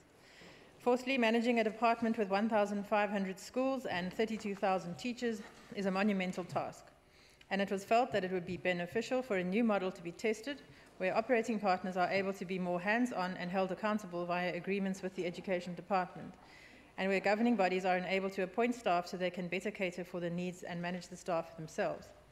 Fifthly, recognizing these factors, a consortium of national and international funders approached provincial government and expressed their willingness to fund education to improve learner outcomes in underperforming schools and in marginalized communities. The support was not unconditional and required accountability frameworks to be put in place in terms of governance and curriculum flexibility. Therefore, the design of this project is based on greater management flexibility, coupled with outcomes-based accountability to significantly improve learner results. Importantly, the Collaboration Schools pilot program is based on collaboration with non-profit organizations and, importantly, by agreement of the entire school parent body. If this pilot can demonstrate significant improvements in learner outcomes within the public system, it could point the way to how the most intractable problems of the education system could be overcome. Progress thus far includes, in January 2016, 5 schools, 3 primary and 2 high schools, joined the pilot project. In January 2017, 2 additional schools were added, and in January 2018, another 3 schools were included. As a result of the additional resources, we have been able to improve the infrastructure, information technology, and learner enrichment at the schools. In the 3 primary schools which participated in 2017, the average pass mark in the Western Cape systemic tests increased by 12 percentage points from 17 to 29%. The average learner scores went up from 34 to 40%. Improvements in the grade 3 systemic results were particularly strong, with a 33 percentage point gain in mathematics in one school and a 13 percentage point increase in home language. These results show that substantial improvements can be made, especially in the foundation phase. Unfortunately, the fires that gutted Imizamo Yetu in Hout Bay seriously disrupted the lives of many learners at Silikamva High School, one of the schools there, and there was a decline in the pass rates in that school last year, unfortunately. There are a number of lessons that emerge from the pilot. First of all, it has achieved a high level of engagement with parents. Order, Minister, your first slot is finished now. I see Honourable Olivier. Thank you, MEC, for the response. MEC, when we met with the Department of Education in one of our committee meetings, when we looked at this collaboration program, we were told that the department had 40, a target of 40 schools in the previous year to be part of this collaboration program, but only 20 of those schools were on the program. And yet I've asked what were the successes and as to why are we not able to reach the 40 we've set ourselves as a target. I think that's the one issue that I just want to raise. And secondly, on the issue of collaboration of this program, MEC, there has been a lot of outcry with regards to collaboration of school, particularly with your implementing agents and your funders, as to how the department arrived at identifying those funders. I hear you are indicating that they've approached yourselves as a department and showed keen interest in getting involved. But however, those in the sector are believing that this introduction of this program is a direct contravention of the SASSA Act, indicating that Section 24 and 34 of the Act has been transgressed in this regard. And I want the MEC maybe to also indicate to that as to whether we are not here busy with a program which is really contravening the Mother Act, which is the National Act, and as to whether this should be in fact introduced. The other issue that also has been raised in your own circles is that the representation of the very people that provide funding now has a say in your own governing body, which is also contravention because the main act, National Act indicates that you must have learners at school to be on the governing board, and here we're providing those who gives money to be on the governing body to make decisions, particularly with the appointment of some of the principals at some of the schools and staff in this, and whether this is not one of the areas that you are now introducing or semi-privatizing now public education, so that those who has money has got a say in your own schools. And lastly on this issue, the issue of Langa High has been one of your first schools on this collaboration of school program, but yet no significant improvements at the school are taking place. They still perform below your 50, even 50%. I'm not even going to 60. Your target is 70%. But this school is poorly performing. Order. Yet we've got this program in place there. Thank you. Remember your time has expired. Honourable Kivedu. Deputy Speaker, the Collaboration Schools Initiative presents a unique opportunity to improve the quality of education for schools that face a series of different challenges. The policy made provision for the implementation of a pilot on 31st of August 2015. In up to 50 schools over 5 years, the WCD briefed the Standing Committee on Education in the Western Cape Provincial Parliament earlier this year and highlighted that the pilot has already commenced in 5 public schools since 2016. HCS, a collaboration school, is defined as an institutional mechanism that partners underperforming schools and schools serving marginalized communities with a non-profit school operating partner committed to increasing the quality of teaching and learning in that school in order to substantially improve the school's educational outcomes.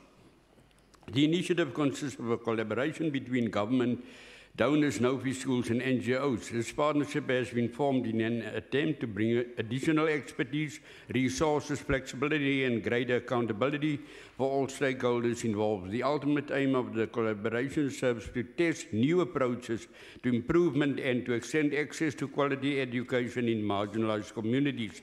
Furthermore, schools are selected and approved to participate in the collaboration schools pilot programs based on the following criteria. Primarily, it is a primary school focus, with secondary schools targeted where they have a special focus or where the targeted primary schools are their natural surrounding schools, no-fee schools, new schools, and challenge schools. Thank you. Deputy Speaker. Honourable Olivier again. Thank you, Deputy Speaker. Thank you, Deputy Speaker. I'm happy the Chair of Education just reported. I said 20 schools, and he even gives less schools that is on the program. So I think the MEC will have to clarify that. But I think the main issue at MEC is that this program seems not at this point, based on the report that we've received as a standing committee, and which the department presented to us, they also highlighted a lot of pitfalls within this program in terms of the acceptance of the program, but my main concern here, as much as we welcome new innovative ideas in getting our schools perform much better. But we believe that the modality of this program seems to suggest many challenges within the system. And as I've raised a few of them, appointment of teachers, the responsibility of unelected donors and operating partners is getting now free ride to be on the governing body in deciding what needs to be done at those schools, and also the assessment where even the operating partners are now getting access to evaluate and be part of the evaluation of teachers at schools, and whether that is not really, trampling on the rights of teachers at the school. But the last issue, Chair, is really the issue which really bothers us, is that this introduction of this program seems not to be fully legal, or it contravenes your South African Schools Act, particularly this area where those who does not have learners at school, those who just bring money, I can now donate and bring millions to the school, and I get automatic a seat on the governing body to ensure that I manage schools and so on. So that's one of the issues that we need to raise. Achtbare Olivier, Kividu. Baie dankie, achtbare Speaker. It is important to note there is no school that becomes a collaboration school without voluntary participation. The source of all funding comes from the WCD and selected donors, provided certain norms and standards are met. Funding is, however, granted on a means-based system. Many of the pilot schools have showed remarkable success in their educational outcomes already, but issues with regards to limited funds have slowed the process of rolling out the pilot to more schools. I would like to urge the WCD to keep seeking innovative ways to expand quality educational opportunities to those schools in great need, as to ensure that more opportunities for youth development are granted to learners in our province. I thank you, Deputy Speaker. Thank you. Honourable Olivier. Deputy Speaker, I've raised one school. They are. Yeah, no, they. No, Deputy Speaker, already. No, it's not a draft, but the draft bill still will come. Don't worry about that. But I think MEC, maybe you should exceed that this program is one program that does not necessarily bring about the changes you want us to see in the sector. And I've just raised one school. There are 4 more schools that I can give you that collaboration. This is one of the schools, or some of the schools that were the first recipients of this, to be part of this program. But yet, it's not what you are saying to us, it's succeeding.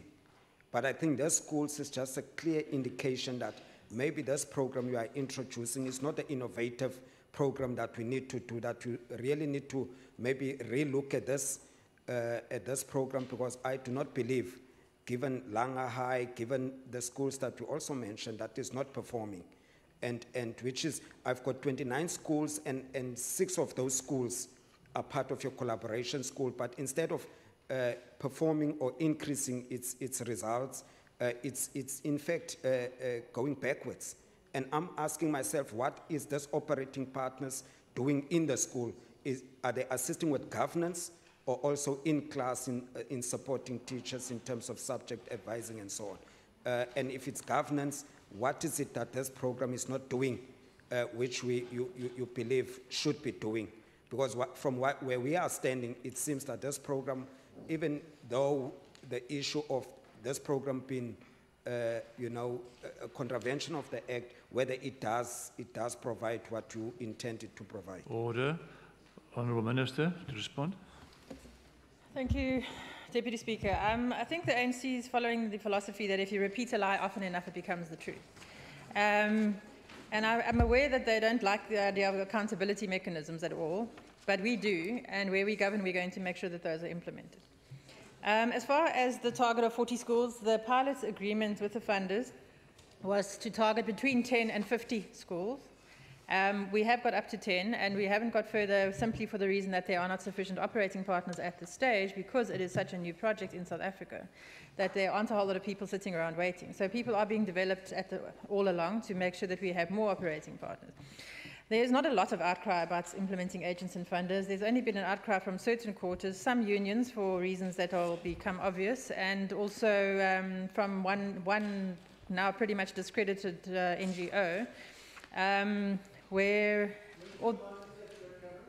they also keep on saying that the funders are sitting on the governing bodies. They are not. The funders are funding. They enter into contracts with the operating partners, and the operating partners get seats on the governing body. The funders do not sit on the governing body. And I've also said before that funders are not going to plough our whole money into a bottomless pit like they see in ANC-run governments, and we as a DA government are quite happy to give them that assurance that their money will not be wasted and will not be stolen, that it will go towards what they are trying to achieve, which is better education. As far as going against SASA, I've explained before, and Honourable Olivier, again, I will say, it is not the Mother Act. The Constitution provides education. Basic education is a concurrent competence, where provincial governments can make our own laws that may conflict with national legislation, except in certain circumstances which we do not believe is covered by this project. So we are allowed to go against the SASA, actually. Go read your Constitution. Then, as far as Langa High School is concerned, well, I think it's, a pass rate of 34 to 49% is quite significant. Under previous not collaboration school, it was 34% matric pass rate. Order. I know it doesn't say much about my department, but it's a huge improvement to 49. It's nowhere near enough. Is it? I will allow you one sentence, Minister, if you want to. So no, I do not concede that we should give up this project. I think it's yielding extremely good results. And where people wanted to, they were allowed to vote for it again at Oranjecloof, and they unanimously agreed to continue with it. Thank you. Time is now really up. That brings us to the end of interpellations. We move on to questions for oral reply. Questions standing over from Thursday, 10 May. The first question, Honourable Botha to Minister Schaefer again. Question number 1. Sorry, Deputy. I can just... answer to the question, Honourable Botha, through the Speaker, is that the WCED does not currently have 3,880 unplaced learners. The statistic I think you were referring to in January, towards the end of January, the figure is, of course, always a moving target because people keep coming to the province. At the moment, the figure for learners looking for places, and that does not necessarily mean that they are not in any school. Some of them are wanting to go to other schools of choice, is 987.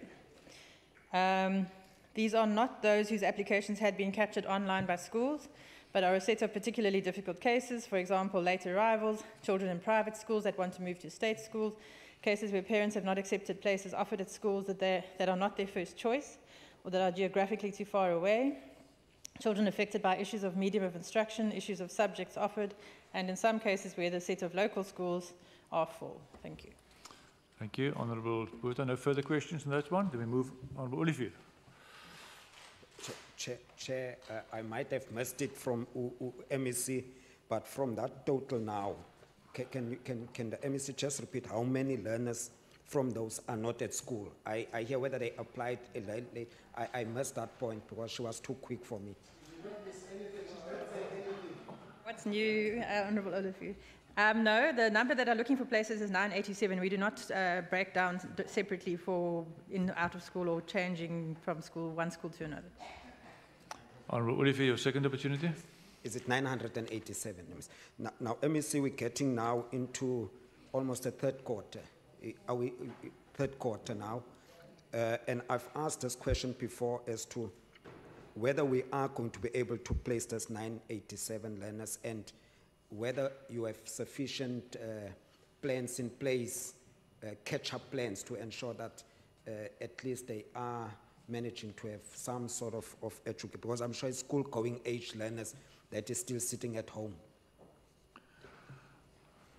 Some of them may well be, but when they arrive at the beginning of April to the Western Cape, then it's very difficult for us to place learners, although we do so on an ongoing basis wherever possible. Honourable Botha, the opportunity. Can the Minister tell us, of that 987, are there any matriculants in that number and how many? I'm not aware of any. I haven't got, but I'll have to get that figure for you specifically. Honourable Botha, sorry, I haven't got that. Honourable Olivier, your last opportunity. MEC, I hear what you're saying. These are some of late applications, but obviously these are school-going age learners, and they are now in the province. It's not their fault that are here. And as an MEC and as a department, you should find it in all possible ways to get these learners to school. Is there a plan in place that these learners must be in school as soon as possible? I know I'm just because they are now losing out, and it might not be their fault that they are at home. Thank you. As I said, yes, we are placing everyone that comes here as soon as possible, but we're starting to find that there's some areas where there simply is no longer any space in certain schools. We move on to the second question. Honourable Mackenzie to Minister Schaefer. Question 2. Thank you. I don't know. I agree. Thank you, Honourable Mackenzie. The answer to the question is 2A, Allo High School, yes, there are computer laboratories. At Allo High School, we have broadband internet connectivity connected with 100 megs per second speed. A slim LAN, 1 teacher, 1 learner venue, Wi-Fi connected. 24 learner tablets, 2 teacher tablet notebooks, storage cabinet, projector, and a mini server. And a computer applications technology laboratory with 28 workstations in 2016-17, and they have telematics technology. At AZ Berman High School, also broadband connectivity with 10 megs per second, the slim LAN, a slim lab with a mini PC rollout, 20 desktops with wireless access, 8 smart classrooms, 24 learner tablets and 2 teacher tablet notebooks, a storage cabinet, projector, and mini server. Cascade Primary School, broadband internet connectivity with 10 megs per second, slim LAN, slim lab, mini PC rollout, 20 desktops with wireless access, 24 learner tablets, 2 teacher tablet notebooks, a storage cabinet, I do, a projector and a mini server.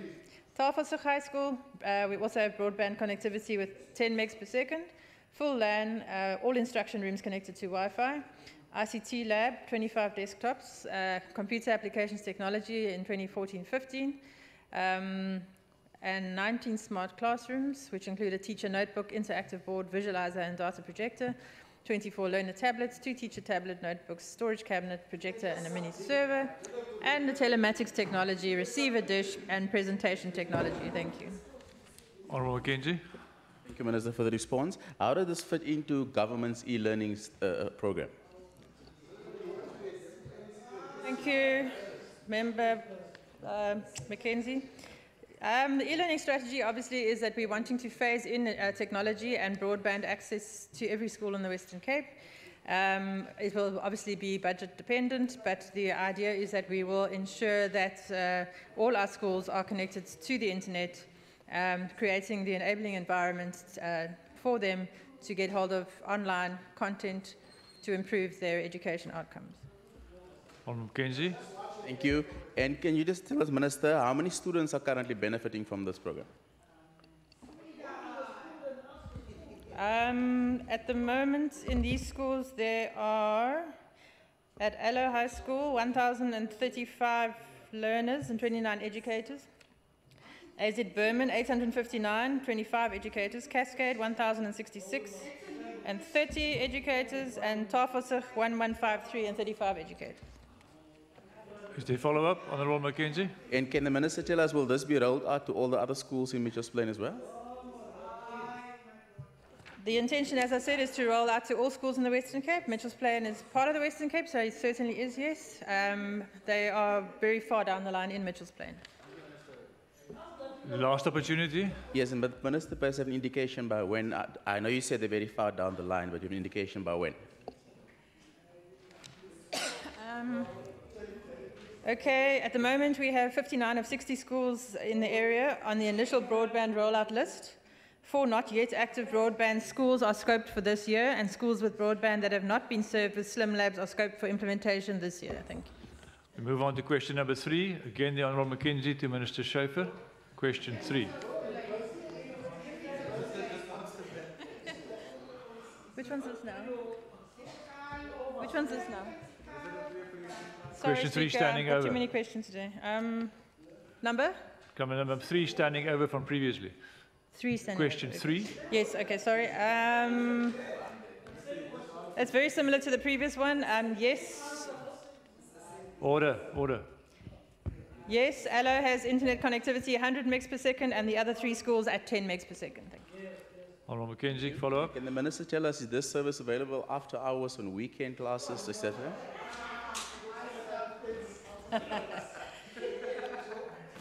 Our intention in Education Department is to ensure that it is available as much as possible.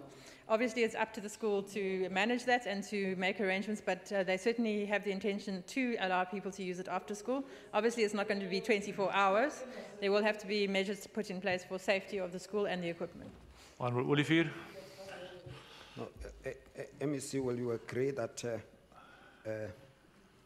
and maybe this is an unfair question to you, that our committee meetings are open to all members? Our committee meetings are open to all members to come and engage. But be as it may, MEC, I see that this question is directed to certain schools in a circuit or in a district. Can you just confirm with us that this is a program rolled out to all schools in the province within your budget? So it's a program. It's not only for schools in certain circuits and so on, or is that so? Yes, it is, Honourable Olivier. As you say, committee meetings are open for all members, and we have made presentations on this to the committee previously. But yes, it's, the intention is there are some schools in very rural areas where we are having to try and find a different solution, which is taking longer, but the intention is, yes, to do so in all schools. Thank you. We will then move on to the next question. Question 4 will stand over. Question number 9. Honourable Gillian to Mr. Fritz. Minister Fritz. Thank you, Deputy Speaker. The question asked, what am I doing? Unfortunately, I don't have any legal competency to commit or to get any judicial commission of inquiry. Honourable Gillian. Thank you, Deputy Speaker. Can the Honourable Fritz inform this House the outcomes of a research done by his department on this issue? Honourable Fritz. I can, but that's a new question. Honourable Gillian, your second opportunity. Deputy Speaker, I will ask another follow-up question because it's not a new question, it's relevant to this question of the Commission. I will ask the question, can Honourable Smith share with this House the team of researchers used by his department to bring out a report presented to the Premier? Order. That's the question. Minister Fritz, if you want to respond to that. I actually can answer the question, but I really think it's a new question. Because the Honourable Member asked me very specifically what I've done to call for a commission of inquiry, and I don't have any legal competency. But the Honourable Member also very, and I must say very honourably, I want to say, was part of, in attendance at the Petitions Committee with the Honourable Leonard Max, Honourable Kivedo and Honourable Abinana, where we as a committee and where our department presented, and that was held on the 20th of April, in that meeting, which was attended by all the civil society, and children were kept out of school to come to that meeting.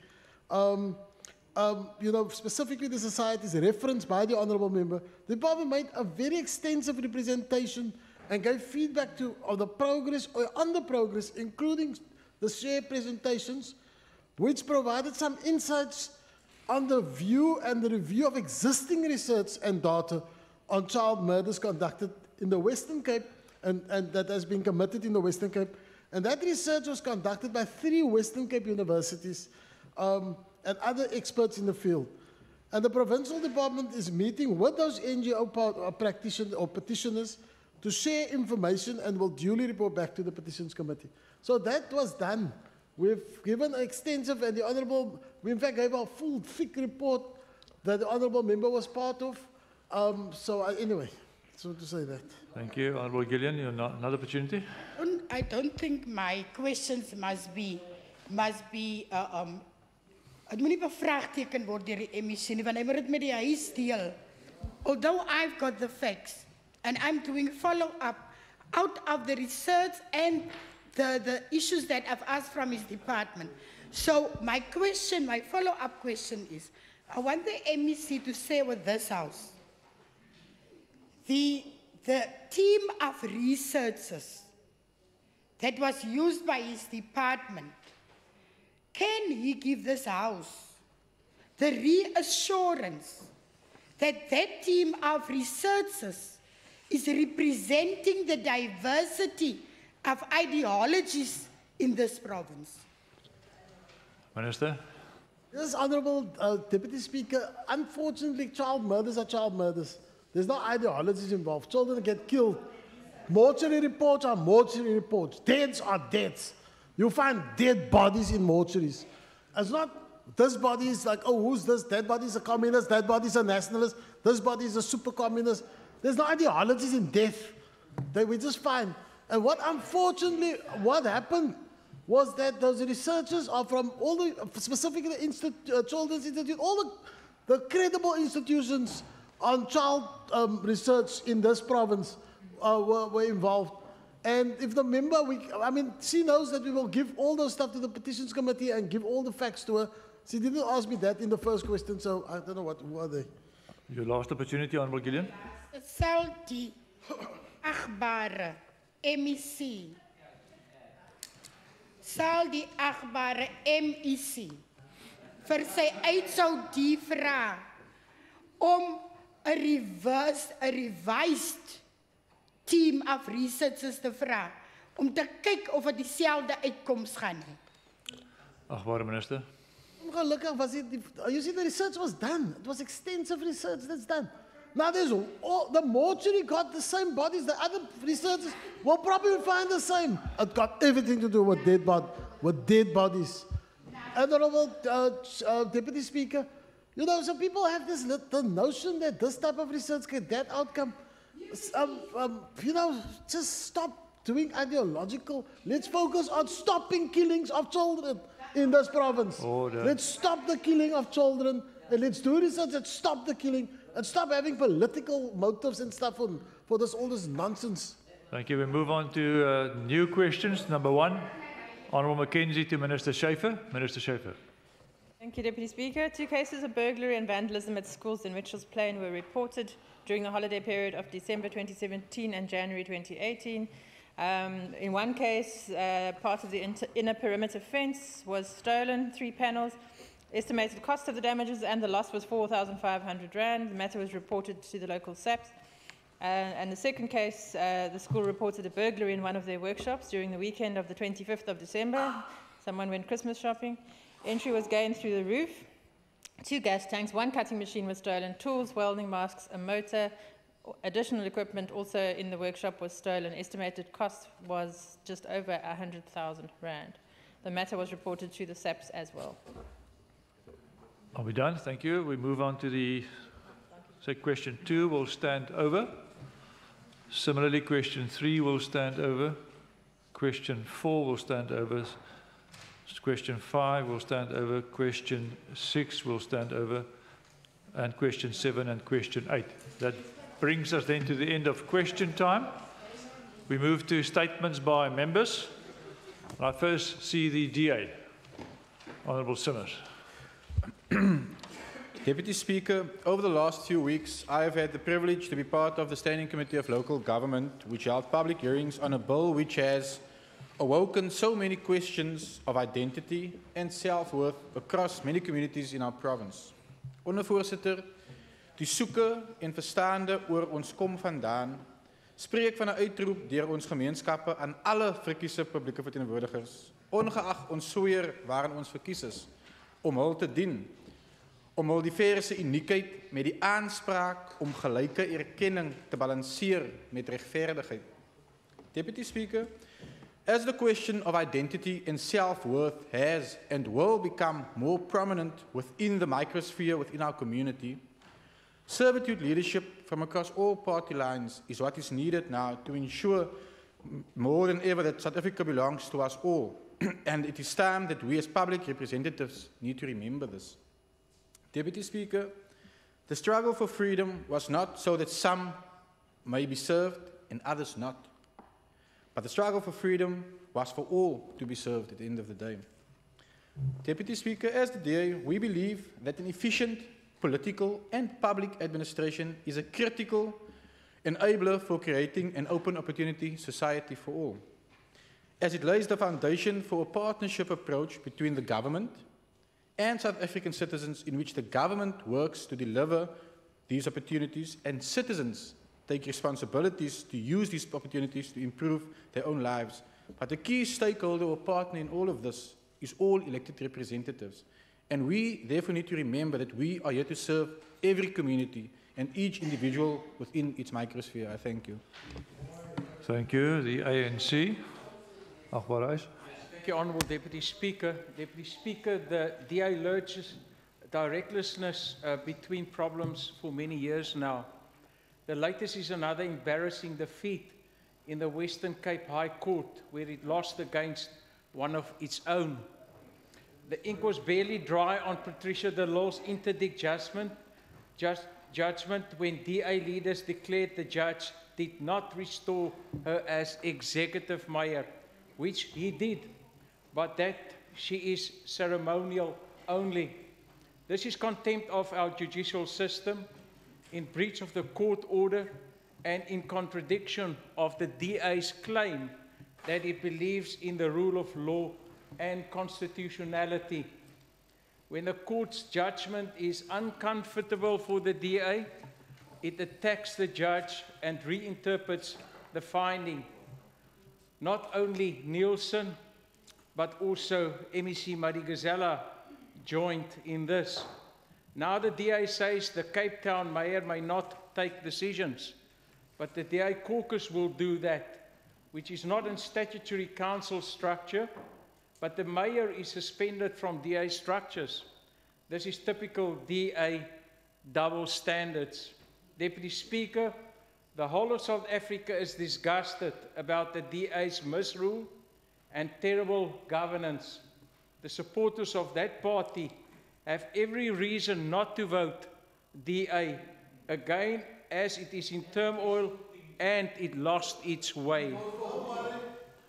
Order. I see the DA. Honourable Joseph. Thank you, Deputy Speaker.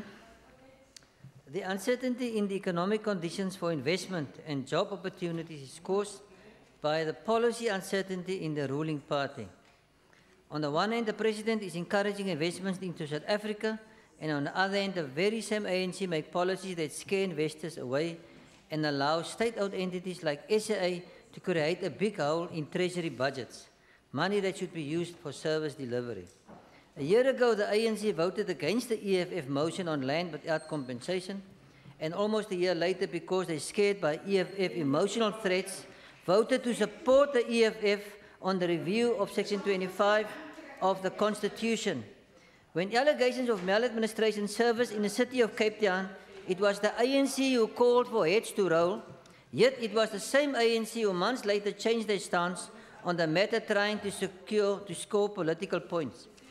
Indien die ANC omgee vir die mense van die Weskaap, sal hulle die DA ondersteun en die ANC president vra om spesiale eenhede weer in te stel om die bende geweld, dwelmsyndikaate wat ons gemeenskappe verwoes, dit tot 'n einde bring en waar nodig die weermag gebruik om die polisie te beskerm dat hulle hulle werk kan doen. Double standards, ANC, double standards.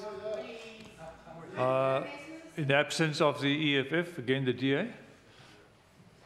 Honourable Botha. Deputy Speaker, as we embark on an awareness month for the elderly, which commenced on 15 May until 15 June 2018 as part of the Go Turquoise for the Elderly campaign, I am pleased that the Western Cape Department of Social Development has a specific service to older persons program. Among others, this program has a developmental approach to aging and seeks to keep older persons in their families and communities for as long as possible. I also welcome the department's commitment to increasing the funding levels over the medium-term expenditure framework to ensure that care and support for older persons who are in residential facilities and community-based care support service centres continues throughout the province. This is once again a clear demonstration of the DA-led Western Cape's government caring nature. I call on the Provincial Minister of Social Development, Albert Fritz, to ensure that programs for the elderly are not neglected, are implemented effectively, and that they remain a priority for the department.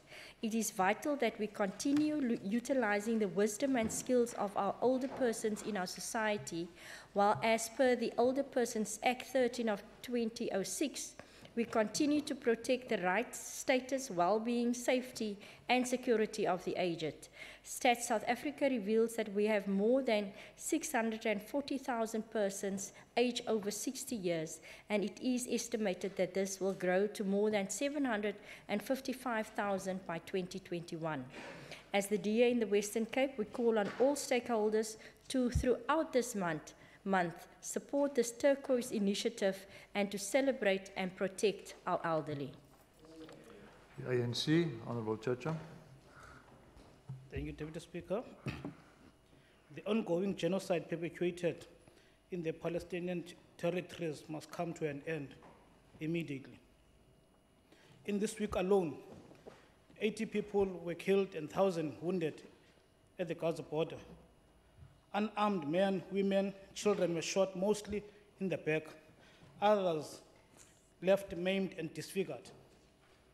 The Netanyahu regime deserves condemnation, but some in the world still offers all sorts of excuses, even here.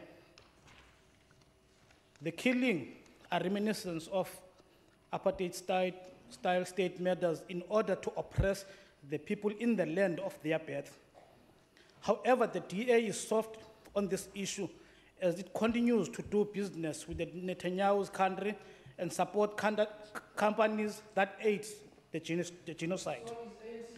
The horrific Palestinian killings continue recklessly. US President Trump's opening of his office in Jerusalem added fuel to the fire, but it won't last as 300 years like the apartheid system and the colonial system here in South Africa. It's coming to an end. The ANC supports our government recalling our ambassador to the area and calls for more measures, including diplomatic, otherwise, against those atrocities and urgent independent investigation into the slaughter of the people of Palestine, to hold anyone responsible accountable for the atrocities. Thank you, Member. The DA, Honourable Mackenzie. Thank you, Deputy Speaker. The quarterly labour force survey released by Statistics South Africa revealed that the Western Cape has created 123,000 new jobs. Our province managed to produce more jobs than any other province, despite grappling with the effects of a devastating once in every 400-year drought in a water-intensive provincial economy and a weak economic climate created by the national government.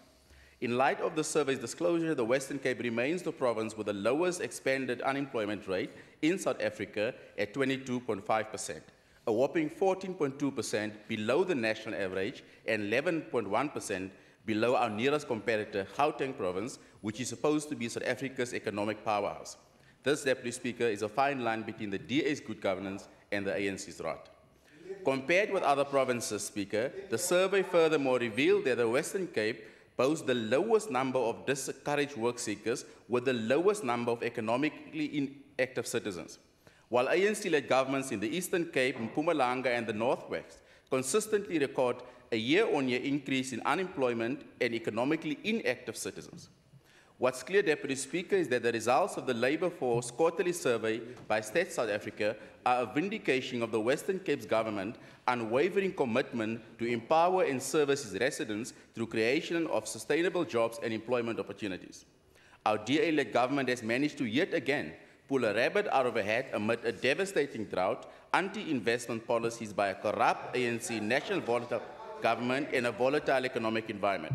To this end, one can only come to the conclusion that where the DA governs, people enjoy the dignity of work, whereas where the ANC governs, people are condemned to a life of poverty and hardship. Thank you. Thank you. The ACDP. Sit down. Deputy Speaker, the ACDP welcomes the sentencing of former Western Cape Police Commissioner Arnold Moore with businessman Salim Daji and former police brigadiers Darius van der Ross and Colin Govender. Speaker Arnold Moore and Salim Daji was jailed for corruption, sentenced for 8 years with 2 years suspended. Darius van der Ross was jailed for 4 years with 2 years suspended, and Colin Govender were sentenced for 6 years with 2 years suspended sentence. Speaker, this proves again that no one is above the law. Making an example of these high-ranking police officers is the right message to send out to the police officials that are still corrupt, and the message sent out to them is that they will be caught, convicted, and jailed. Thank you. Thank you. It's the ANC. Thank you. The DA painted itself into a stupid corner. It is shameful for the DA when its ousted Cape Town Executive Mayor Patricia de Lille was reinstated by the Western Cape High Court. It is because the DA failed the residents of the mother seat and caused service delivery to suffer. The DA shenanigans were evident when, amidst a severe drought, de Lille was removed by the DA meddling mini leader Musi Maimane to be replaced by a clueless Ian Nelson and team. DA postulation aside, the admission in newspapers since the weekend by its spokesperson on de Lille and the fake deputy party leader Natasha Mazone is that the failure on water management was by the DA itself. That was a startling revelation. So it was not the national government, the rain fairy tale stories or anyone else the DA blamed before. It was the DA. The DA's own poor management and sluggish responsiveness to other problems are responsible for the mess the Cape finds itself in. And all other things, like the false day zero, are just smoke and mirrors. Lies, lies, and more lies of the DA. The DA lied all along to hide its own bad governance, failed service delivery, and bad management of a scarce resource. Lies, lies, lies. Thank you. I see the DA. Thank you, Speaker. Order, please, members. Order. Honourable Makaleni, there is also a naughty corner. Thank you very much. Honourable Kavido, you may continue. Thank you, Speaker. We need to increase our efforts around making it a priority to tackle racism in early childhood education. If it is to encourage young people to appreciate all different forms of diversity. These early years of a child is a period of intense learning for children. Speaker, if it is therefore a critical opportunity to begin the process of learning to appreciate each other equally and to be positive about the people who are different from themselves as well as those who are similar to them. Honourable Speaker, national government should endeavour and be encouraged to make the necessary links between the way our young children learn racial attitudes and behaviour and its own commitment to issues around social cohesion and nation building. While it is hard to be optimistic about race in our country, in the face of constant reminders that all is not well, we need to enthusiastically promote civil rights and diversity in our schools and the rest of the education sector. Honourable Speaker, diversity in schools and in education in whatever form, whether whites teach in black schools and blacks teach in white schools, provides powerful examples of how minds and hearts are opened by virtue of engaging meaningfully with diverse peers both inside and outside classrooms. Speaker, as a DA in the Western Cape, we believe that promoting diversity in schools and education ultimately needs to be included in any attempts to achieve true nation building. I thank you, Speaker. Thank you, Honourable Kavido. That is the end of member statements.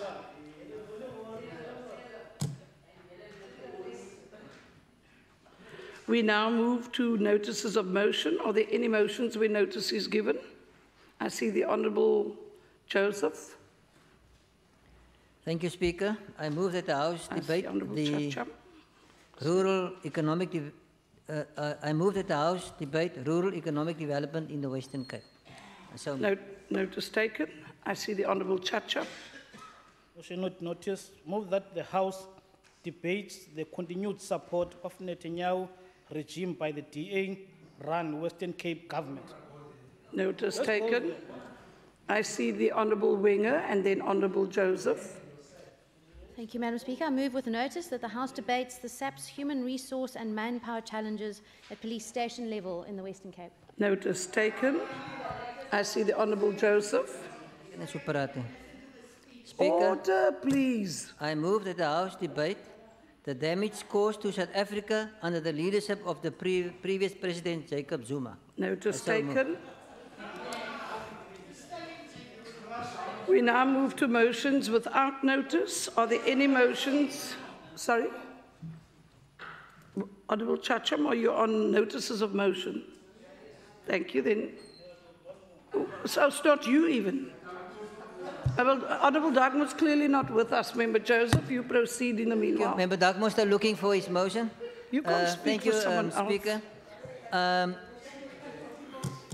Sorry, Honourable Dagmo. Member Joseph's on his feet. If you could hold on, please. Thank you, Speaker. You had a proxy there. I move that the House debate unemployment of youth with reference to education, skills training and job opportunities. Notice taken. Thank you, Honourable Dagmo. Thank you very much, Speaker. I would like to move with notice that the House debates the escalating taxi violence in the Western Cape under the rule of the Democratic Alliance. Notice taken. Are there any more notices? Order, please. Are there any more notices of motion? Honourable Chacham, my last call. Notices of motion. You're not with me. I'm now moving on to motions with notice. I see the Honourable Inana. I see Honourable Chacham. So, no, I'm now at motions without notice. I'm moving along. I see the Honourable Inana, I see Honourable Chacham and Honourable Kavido. That three first. Next round, hold on please. The table will help me. Thank you, Speaker. Motion without notice that this House commends my city bus for providing commuters whose tickets expired during the bus strike services with reimbursement for the number of days that they could have made use of the services due to the recent strike action, and further calls on all other bus service providers to follow suit. I so move. Are there any objections to the motion being moved without? Okay. There is an objection. The motion will be printed on the order paper. I see the Honourable Chacham. Thank you, Speaker. Members, this is a sitting of Parliament, not a schoolyard. Can we just compose ourselves here? There's a serious business we're busy with. Honourable Chacham, speak to me, please. I move that the House notes the holy month of Ramadan started today. Notes further that the Muslim community, this is an annual event, represent a time of fast, devote to a particular focus to prayer, purification, charitable acts, and wishes Muslim community in the Western Cape all Ramadan Karim. Are there any objections to the motion? There is no objections. I see the Honourable Cavido. Yeah. I move without notice that this House condemns the brutal and violent attack on the Verulam Mosque near Durban, hoping that the perpetrators of this cowardly act will be arrested, prosecuted, and sentenced. So I move. Are there any objections to the motion being moved without notice? There is no objection. The motion. Okay, so now, the next round is Honourable Diana, Honourable Botha, and Honourable Makaleni. That's the next three. Thank you, Speaker. Motion without notice. I move that the House notes and welcomes the changes and improved procedural policies that Minister Gugile Nkwinti introduced to the Department of Water and Sanitation, which are intended to cut down bureaucratic hassles and speed up the implementation of infrastructure projects. Notes further that through this new work regime, the Minister pledged to provide the budget to start the Clan William Dam project, which has been put on hold for the past 8 years, and commends the Minister for his action. I so. Are there any objections to the motion being moved without notice?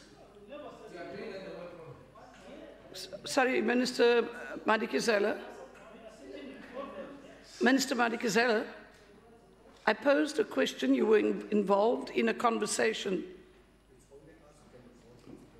I put the question, are there any objections to the motion being moved? There's no objection. The next individual was, sorry, it's Member Botha. Member Inanna, if you could just hold on. I had called three. I'm asking the table staff to guide me. After Member Botha is Member Makaleni and then Member Mackenzie. Have we got that? And then Member Inanna takes the next first round. I see you, Honourable Botha. Thank you, Speaker.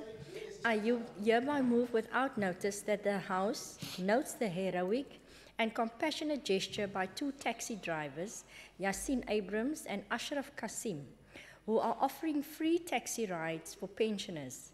According to goodthingsguy.com, the pair initiated free rides for the elderly because they were tired of losing money to gang members who intimidated them for free fares, opting to help the elderly instead. Since their story broke, the two taxi drivers have been working hard in persuading other taxi drivers to start offering the same service. The duo's taxi boss, David Roman, has supported their efforts to the extent that he launched a program called, and I quote, Taxi Give Back, unquote, which was launched on the 2nd of May and has already signed up 30 taxi drivers. I move that the House acknowledges and lauds the benevolent efforts of the Mr. Abrams and Mr. Kasim. They are the agents of change with which the city and the Western Cape need. I so move. Are there any objections to the motion being moved without notice? No objections. The next person is Honourable Makaleni. I see the Honourable Makaleni, after which is Honourable Mackenzie. I move that the House notes and welcomes National Social Development Minister Susan Shabangu's assistance to the Kailicha family who lost 8 people in a fire last week. We note further that Minister Shabangu committed to help the family by providing burial assistance, food parcels, and paying for DNA tests, and commends the Minister for her visit and assistance. Are there any objections to the motion? There is an objection.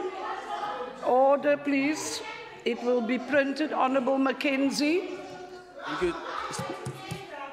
Ladies, honourable members, there is a member on the floor, Honourable Makaleni, please. Thank you, Speaker. I move motion without notice that the House commends the Western Cape government on their success in creating 123,000 jobs in Q1. Are there any objections to the motion? There's an objection. The motion will be printed on the order paper. I see the Honourable Inanna. Order, please. Speaker, thank you very much.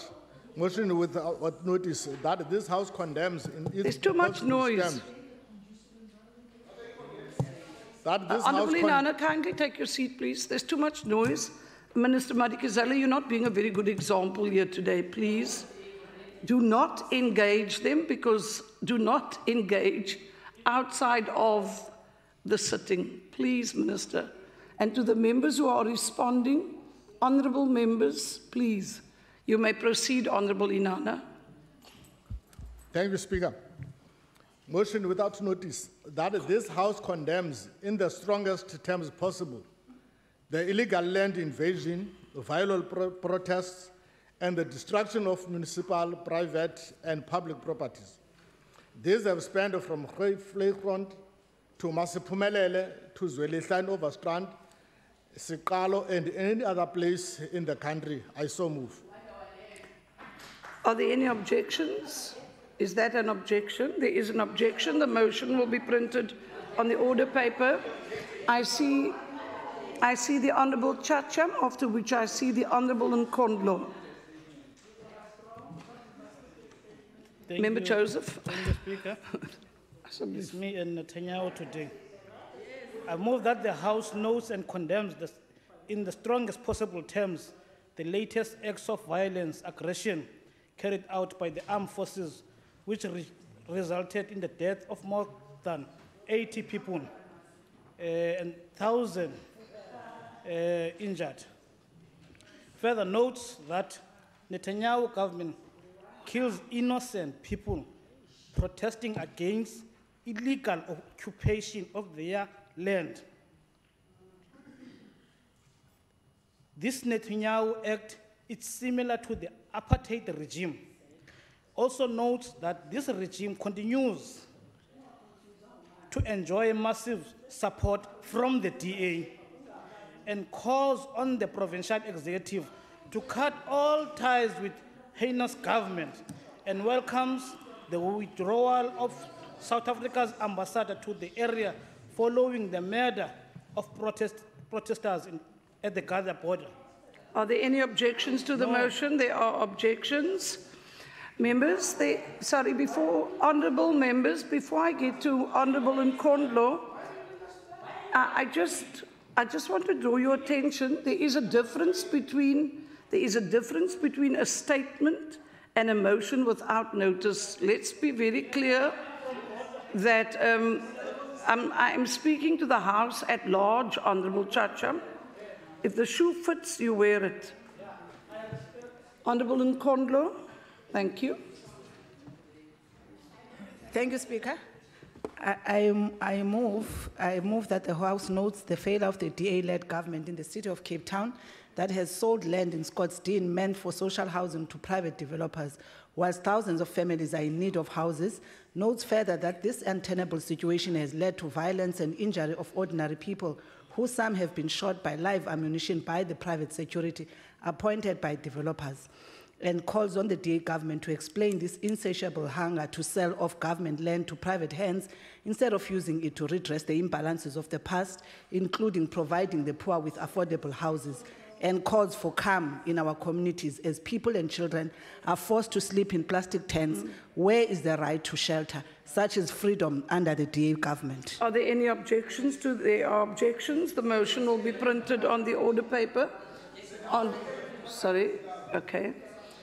Honourable Lecker, I saw your hand. Members, there's a member on the floor, please. You may proceed, Honourable Lecker. Order, please, members. Thank you, Speaker. That the House notes and welcome the recent announcement by National Police Minister Peggy that he and National Police Commissioner Kehla Sithole have agreed to prioritize the Western Cape in terms of support with the police personnel as well as resource allocation.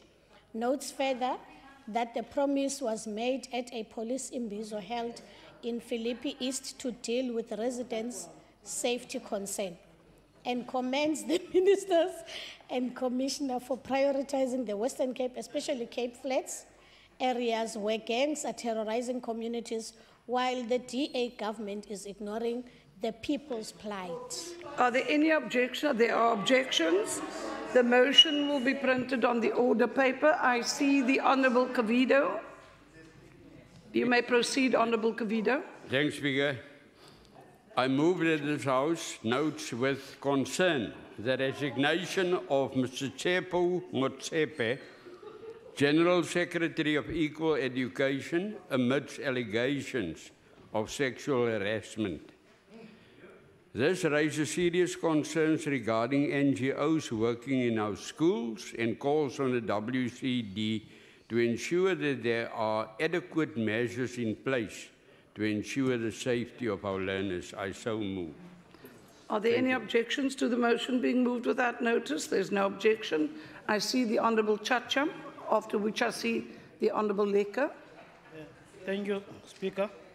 I move that the House congratulates Detective Peter Williams and Constable Alfredo Lucas, who responded to a robbery in Titorens, and notes that they fought the robbers gallantly and arrested 6 of them yesterday.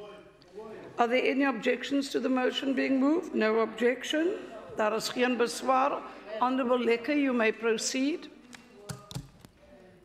Enkosi Speaker, that the House notes with concern the rising numbers of innocent young people dying at the hands of gangs in the Cape Flats following the slaying of Gary Forre, age 30, who was shot 17 times at St. Montague village near Lavender Hill last week as he refused to join a gang in the area, condemns his killing and conveys their condolences to his family. I saw. Are there any objections? There are no objections. I see the Honourable Gopi. Thank you, Speaker. Motion without notice. With notice. Motion without notice. Yes. Sorry, Honourable Gopi. That the House notes with concern that a DA councillor is accused of organising jobs for PERS by interfering with the City of Cape Town contract worth $2 million to paint council rental houses in Hanover Park, and calls on the provincial government to investigate the alleged conduct of the councillor Antonio van der Heerde. Are there any objections to the motion being moved without notice? There is no objection. I see the Honourable Cavido, then Honourable Chacham, and then Honourable Lecker in that order. Baie dankie, Speaker. Agbare Speaker, hiermee stel ek sonder kennis voor dat die huis sy diepe skok en walging uitspreek teenoor die wrede en tragiese wyse waarop die 15-jarige leerder aan die hoërskool John Ramsay in Bishop Lywes, Robin November, haar lewe onlangs verloor het. Ons innigste medelee aan haar gesin, geliefdes, die skoolgemeenskap van die hoërskool John Ramsay en haar talle vriende, mag haar siel in vrede rus. Ek stel so voor. Is daar enige beswaar teen die voorstel? Geen beswaar. I see the Honourable Chacham. Thanks, Speaker. I move that the House congratulates the Department of Labour for opening an office in Titorens and hosting a successful open day on Saturday. Further notes the overwhelming attendance of the exhibit, and also recording the high need of services by the exploited farm workers. Are there any objections to the motion being moved without notice? There are no objections. Honourable Lecker and then Honourable Nebainana. That the House notes Cape Town discontinued the Hanover Park ceasefire projects, notes further that the project was designed to reduce gun violence on the Cape Flats, and also note that by not budgeting for this project, the DA-run city admitted the failure of the project. I so move. Are there any objections to the motion being moved without notice? There are no objections. I see the Honourable Inana, after which I see Honourable Kivido and then Honourable Dugmore. Thank you, Speaker. Motion without notice that the House appreciates the public condemnation of ANC NEC member Manana Mduduzi without any sympathy in his continuous abuse and cruelty against women. I so move. Are there any objections to the motion being moved without notice? There are no objections. I see the Honourable... Thank you, Speaker. Sorry, Member Cavido. Sorry, I think we might have got it wrong. It was Member Dugmore. I'm sorry. And then you. Thank you. I see the Honourable Dugmore. Thank you very much, Deputy Speaker. Move without notice. Excuse me. Sorry, Speaker. It happens to the best of us. Okay, thank you. My sincere apology. I move without notice that this... Order, please. Member Joseph.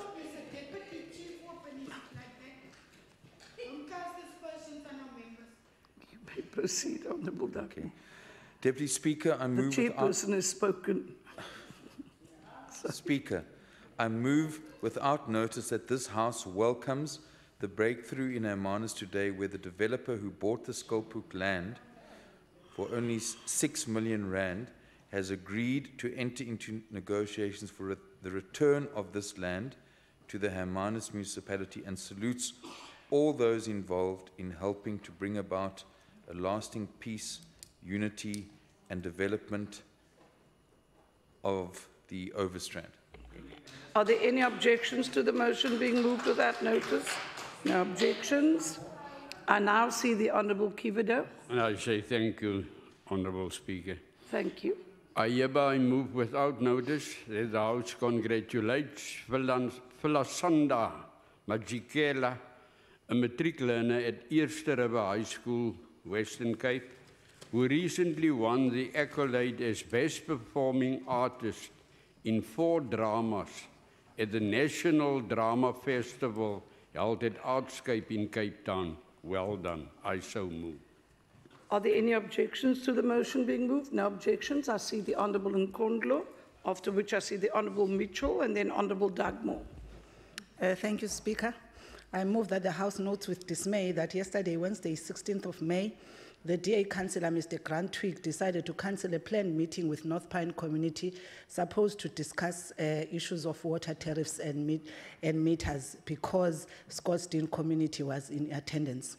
Condemns the cancellation of the meeting as the DA Councillor felt his safety was at risk despite the entourage of Metro Police at the venue, and condemns that a councillor running away from his own community is a shame, and surely it's time for him to go and the DA to go too.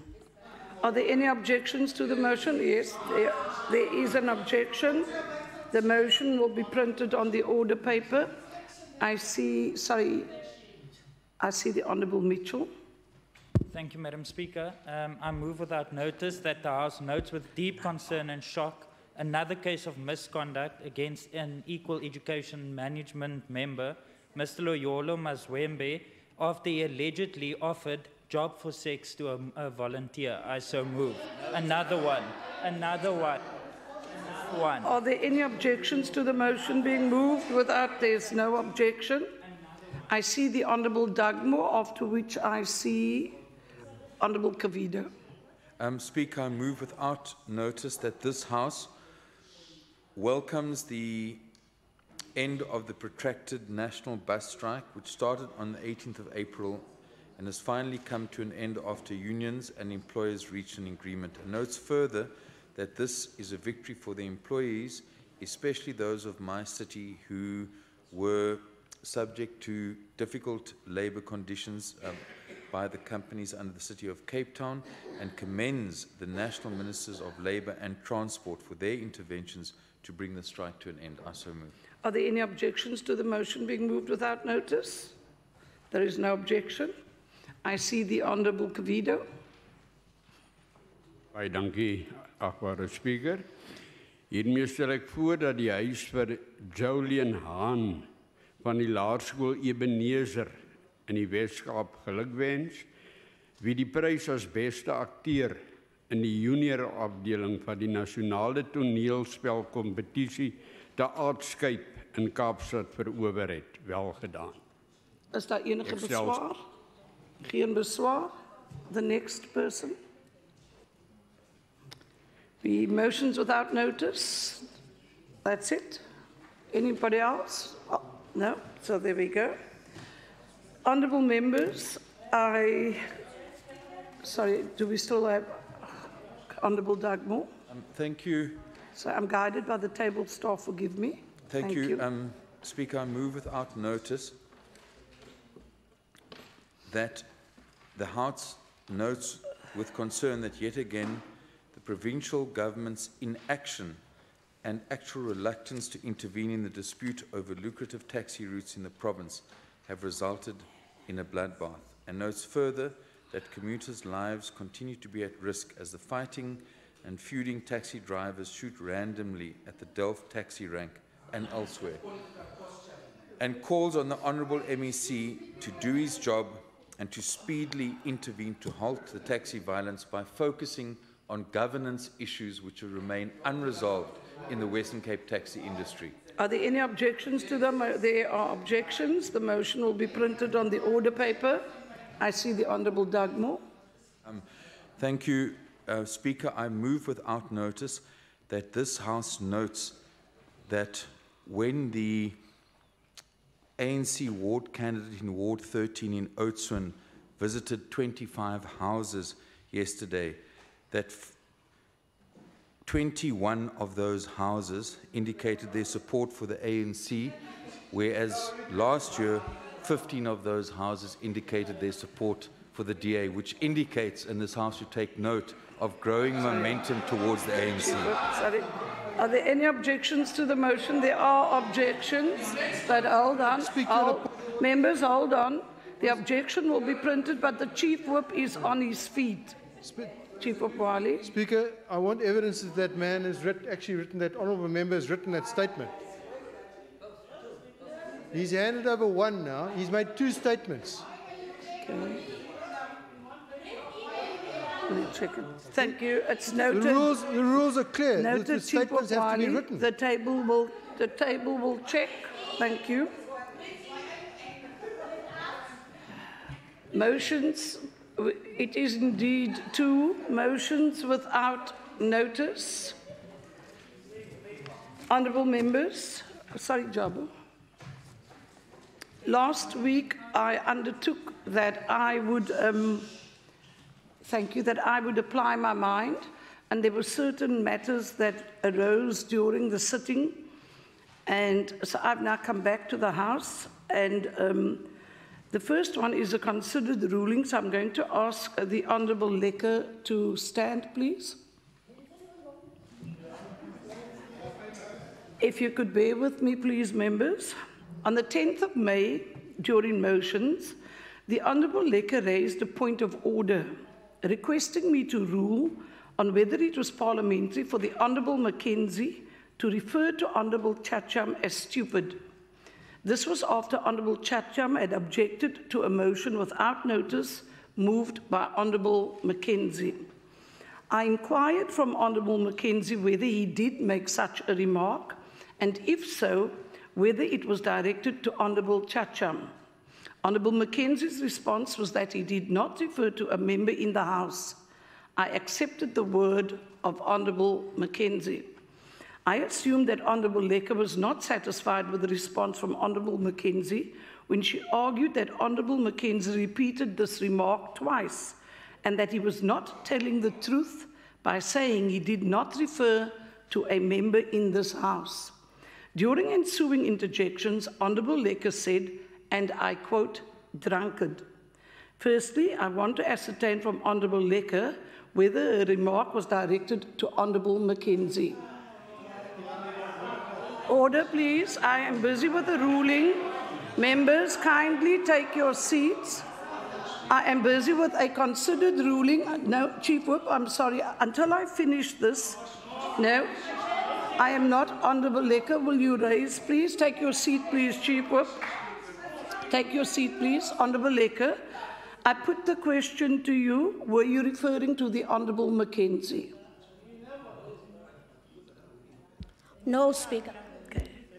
So, Honourable Lecker, I have to accept your word. Thank you. I now move. Yes, sir. Honourable Speaker, why did you let Honourable Lecker stand up, almost like try to humiliate her in front of everybody? Normally, the question would be put, the member will rise and the member will respond. Right from the Premier, every single member. This round, a member of the ANC must stand up. Honourable Ace, there was no humiliation intended. It is a considered ruling. I'll now get to the second considered ruling for the day, and that was the adoption of report of the ad hoc committee on recommendation for appointment of the Public Service Commissioner. Speaker. Sorry? Yes? Speaker, we are begging you not to be biased. There's an issue about Member Mackenzie here. Yes. That you said you are coming, you'll listen to Hansard and then come back and rule on that. And it was the first issue, Speaker. And we're expecting that you must rule on it before we go to this one. Well, I don't know what before the first... we go to this one. Sorry. The issue of Honourable Mackenzie, when he stood up and he said no, he did not say that. I had to accept his word. Same as I had to accept Honourable Lekker's word. That's what we're talking about. Sorry, Speaker, on a point of order. Okay, so now I've got 4 members standing on a point of order. Speaker, can I address you? Yes, you may. Honourable Gillian, kindly take your seat, please. Speaker, the first altercation arose as a result of Member Mackenzie denying his utterances. I then put it to you that Member Mackenzie uttered such statement repeatedly. You then indicated that you were going to listen to the Hansard and come back with the ruling. What happened whilst I was sitting here was something else after you have committed yourself that you were going to listen to the Hansard. Now, I think we must remind you what you said on that specific day. So if you are expected to humiliate me of what I said whilst I was sitting here, you are therefore expected to revert back to your word. I urge you, Speaker. Honourable Lecker, I understood it to be that when Honourable Mackenzie said he did not say that matter had been addressed. That's not what you said on that day, Speaker. No, but what I will do now is go back to Hansard and actually look. Fair is fair. I do not have a ruling. I'm sorry. So I will at your request go back and I will deal with it when I come back to the House, Honourable Lecker. Yes, sir. Thank you very much. Honourable Speaker, I would like you to apologise to Honourable Lecker. You let us stand up and then sit down and then ask, did you say it? And she said no, and then you accepted it. You know it's never been done in this House in the last 4 or 5 years. Never, ever. And I would like you to really apologise to a member and also your member in this House, the way you treated her today. It was bad. Honourable Ace, in the interest of fairness and proving that I'm not unbiased, Honourable Lecker, I apologise unreservedly to you. The intention was not to humiliate you. Thank you.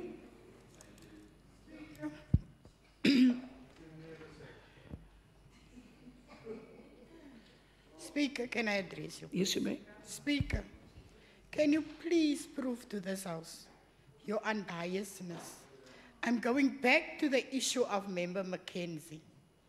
And I also know what was your words. Now you must go back to Hansard, Speaker, to go and listen to your own words that you uttered in this House. Please show us, as the members in this House, this side of the House, that you're not biased. Honourable Gillian, your point is noted. I'd already undertaken that I will certainly go back and peruse Hansard and come back to the House once I've established what it is I had committed to. It's not easy picking up on everything, and I'm sorry if I've slipped up on this one, but Honourable Dankie, the fact that you are perfect, I'm not ashamed to admit my imperfection and the fact that I am human. Let's deal with the second considered ruling for the day. On Thursday, the 10th of May 2018, the House considered a report from an ad hoc committee established in terms of Rule 1141 of the Standing Rules to give effect to Section 196(8)(b)(1) of the Constitution 1996.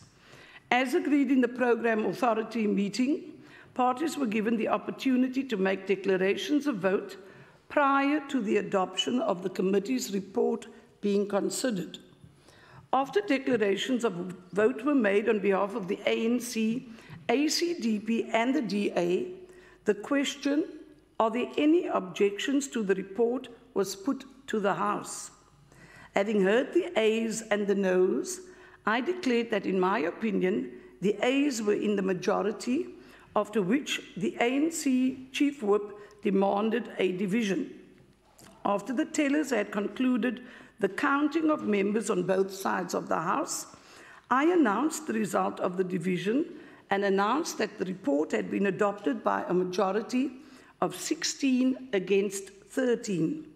Mr. Ace then rose, Honourable Ace then rose on a point of order and indicated that the requisite majority for approving a nominee for appointment as a Public Service Commissioner has not been attained, and therefore they, the ANC, defeated the DA here clearly.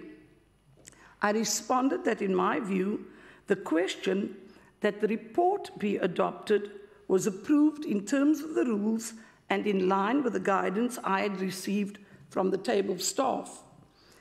Having heard further points of order inter alia from Mrs. Joseph and Wiley, and also having suspended proceedings to again consult with procedural services staff, I undertook to further apply my mind and come back to the House with a considered ruling on the status of the resolution taken by the House and the way forward. Let me say at the outset that Honourable Ace was correct in his submission that a resolution of the House approving a nominee for appointment as Public Service Commissioner for the province required a supporting vote of the majority of the members of the House as contemplated in Rule 36(5)(a) of the Standing Rules. The question I had to consider was whether the adoption of the above report of the committee constituted a resolution of the House as contemplated in Rule 36(5)(b) of the Standing Rules. The adoption of the report of the ad hoc committee in question, or the adoption of any other committee report for that matter, does not require a special majority, and such questions before the House are decided in terms of Rule 36(1) of the Standing Rules. To give effect to the recommendation contained in the report pertaining to the nomination of Mr. Leonardo Goosen for appointment as Public Service Commissioner, however, requires a resolution of the House with a supporting vote of at least 22 members. In light of the above, I wish to rule as follows. The adoption on the 10th of May of the report of the ad hoc committee on the appointment of a Public Service Commissioner for the Western Cape with a supporting vote of 1613 does not constitute a resolution of the House as contemplated in Section 196(8)(b)(2). That concludes the business for the day. The House is adjourned. The House is adjourned. Honourable Ace. No, I'm not going to.